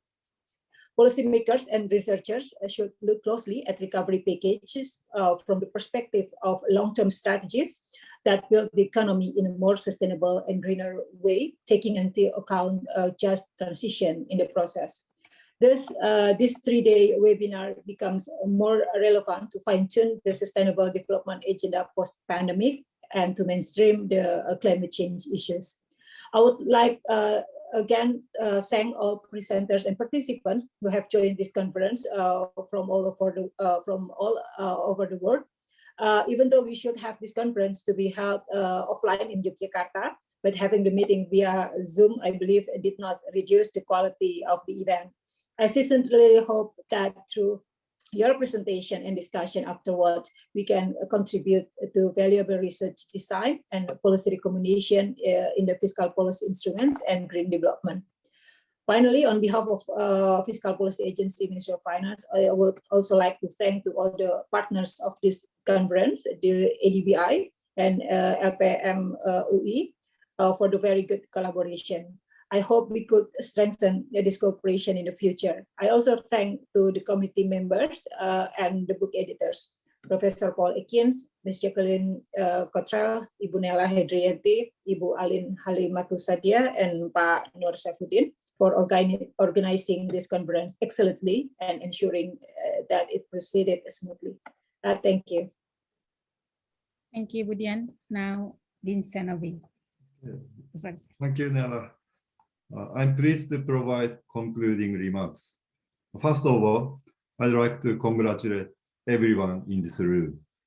Many of us, if not all of us, must be already exhausted because of the intensive discussion for the last 3 days. But I hope everyone will agree with me that we are very happy with the richness and the usefulness of the discussion as well. Indeed, we have learned a lot from each other. I would like to thank Jacqueline for her comprehensive, clear, and concise summary of the discussion. I agree with her completely about the major takeaways from the dialogue. I thank Jacqueline also for devoting many hours at late night for 3 days to this event.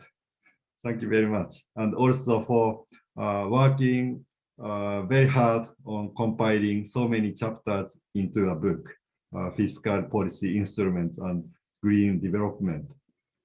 My thank is, of course, going also to Professor Paul Ekin. I hope the book will gain a wide readership among people interested in green development. I also thank our co-organizers, Ministry of Finance Indonesia and the University of Indonesia, especially Dr. Febrio Kakaribu, Ms. Dian Lestari, and Professor Liatu Mariatu Kibitier. Thank you very much. And keynote speakers, Professor Shunsuke Managi, Mr. Hoben Barbosa, and Ms. Naida Margado. They made very interesting presentations, very useful. We thank them very much. And of course, all speakers and contributors, moderators deserve a big thanks and congratulations. Lastly, I'd like to thank my ADBI staff, Nakamura-san, Alex, and Swati, Nera, Didi Kim, and Dina. Thank you very much all, and have a good rest of the day, and let's make a great book. Thank you very much.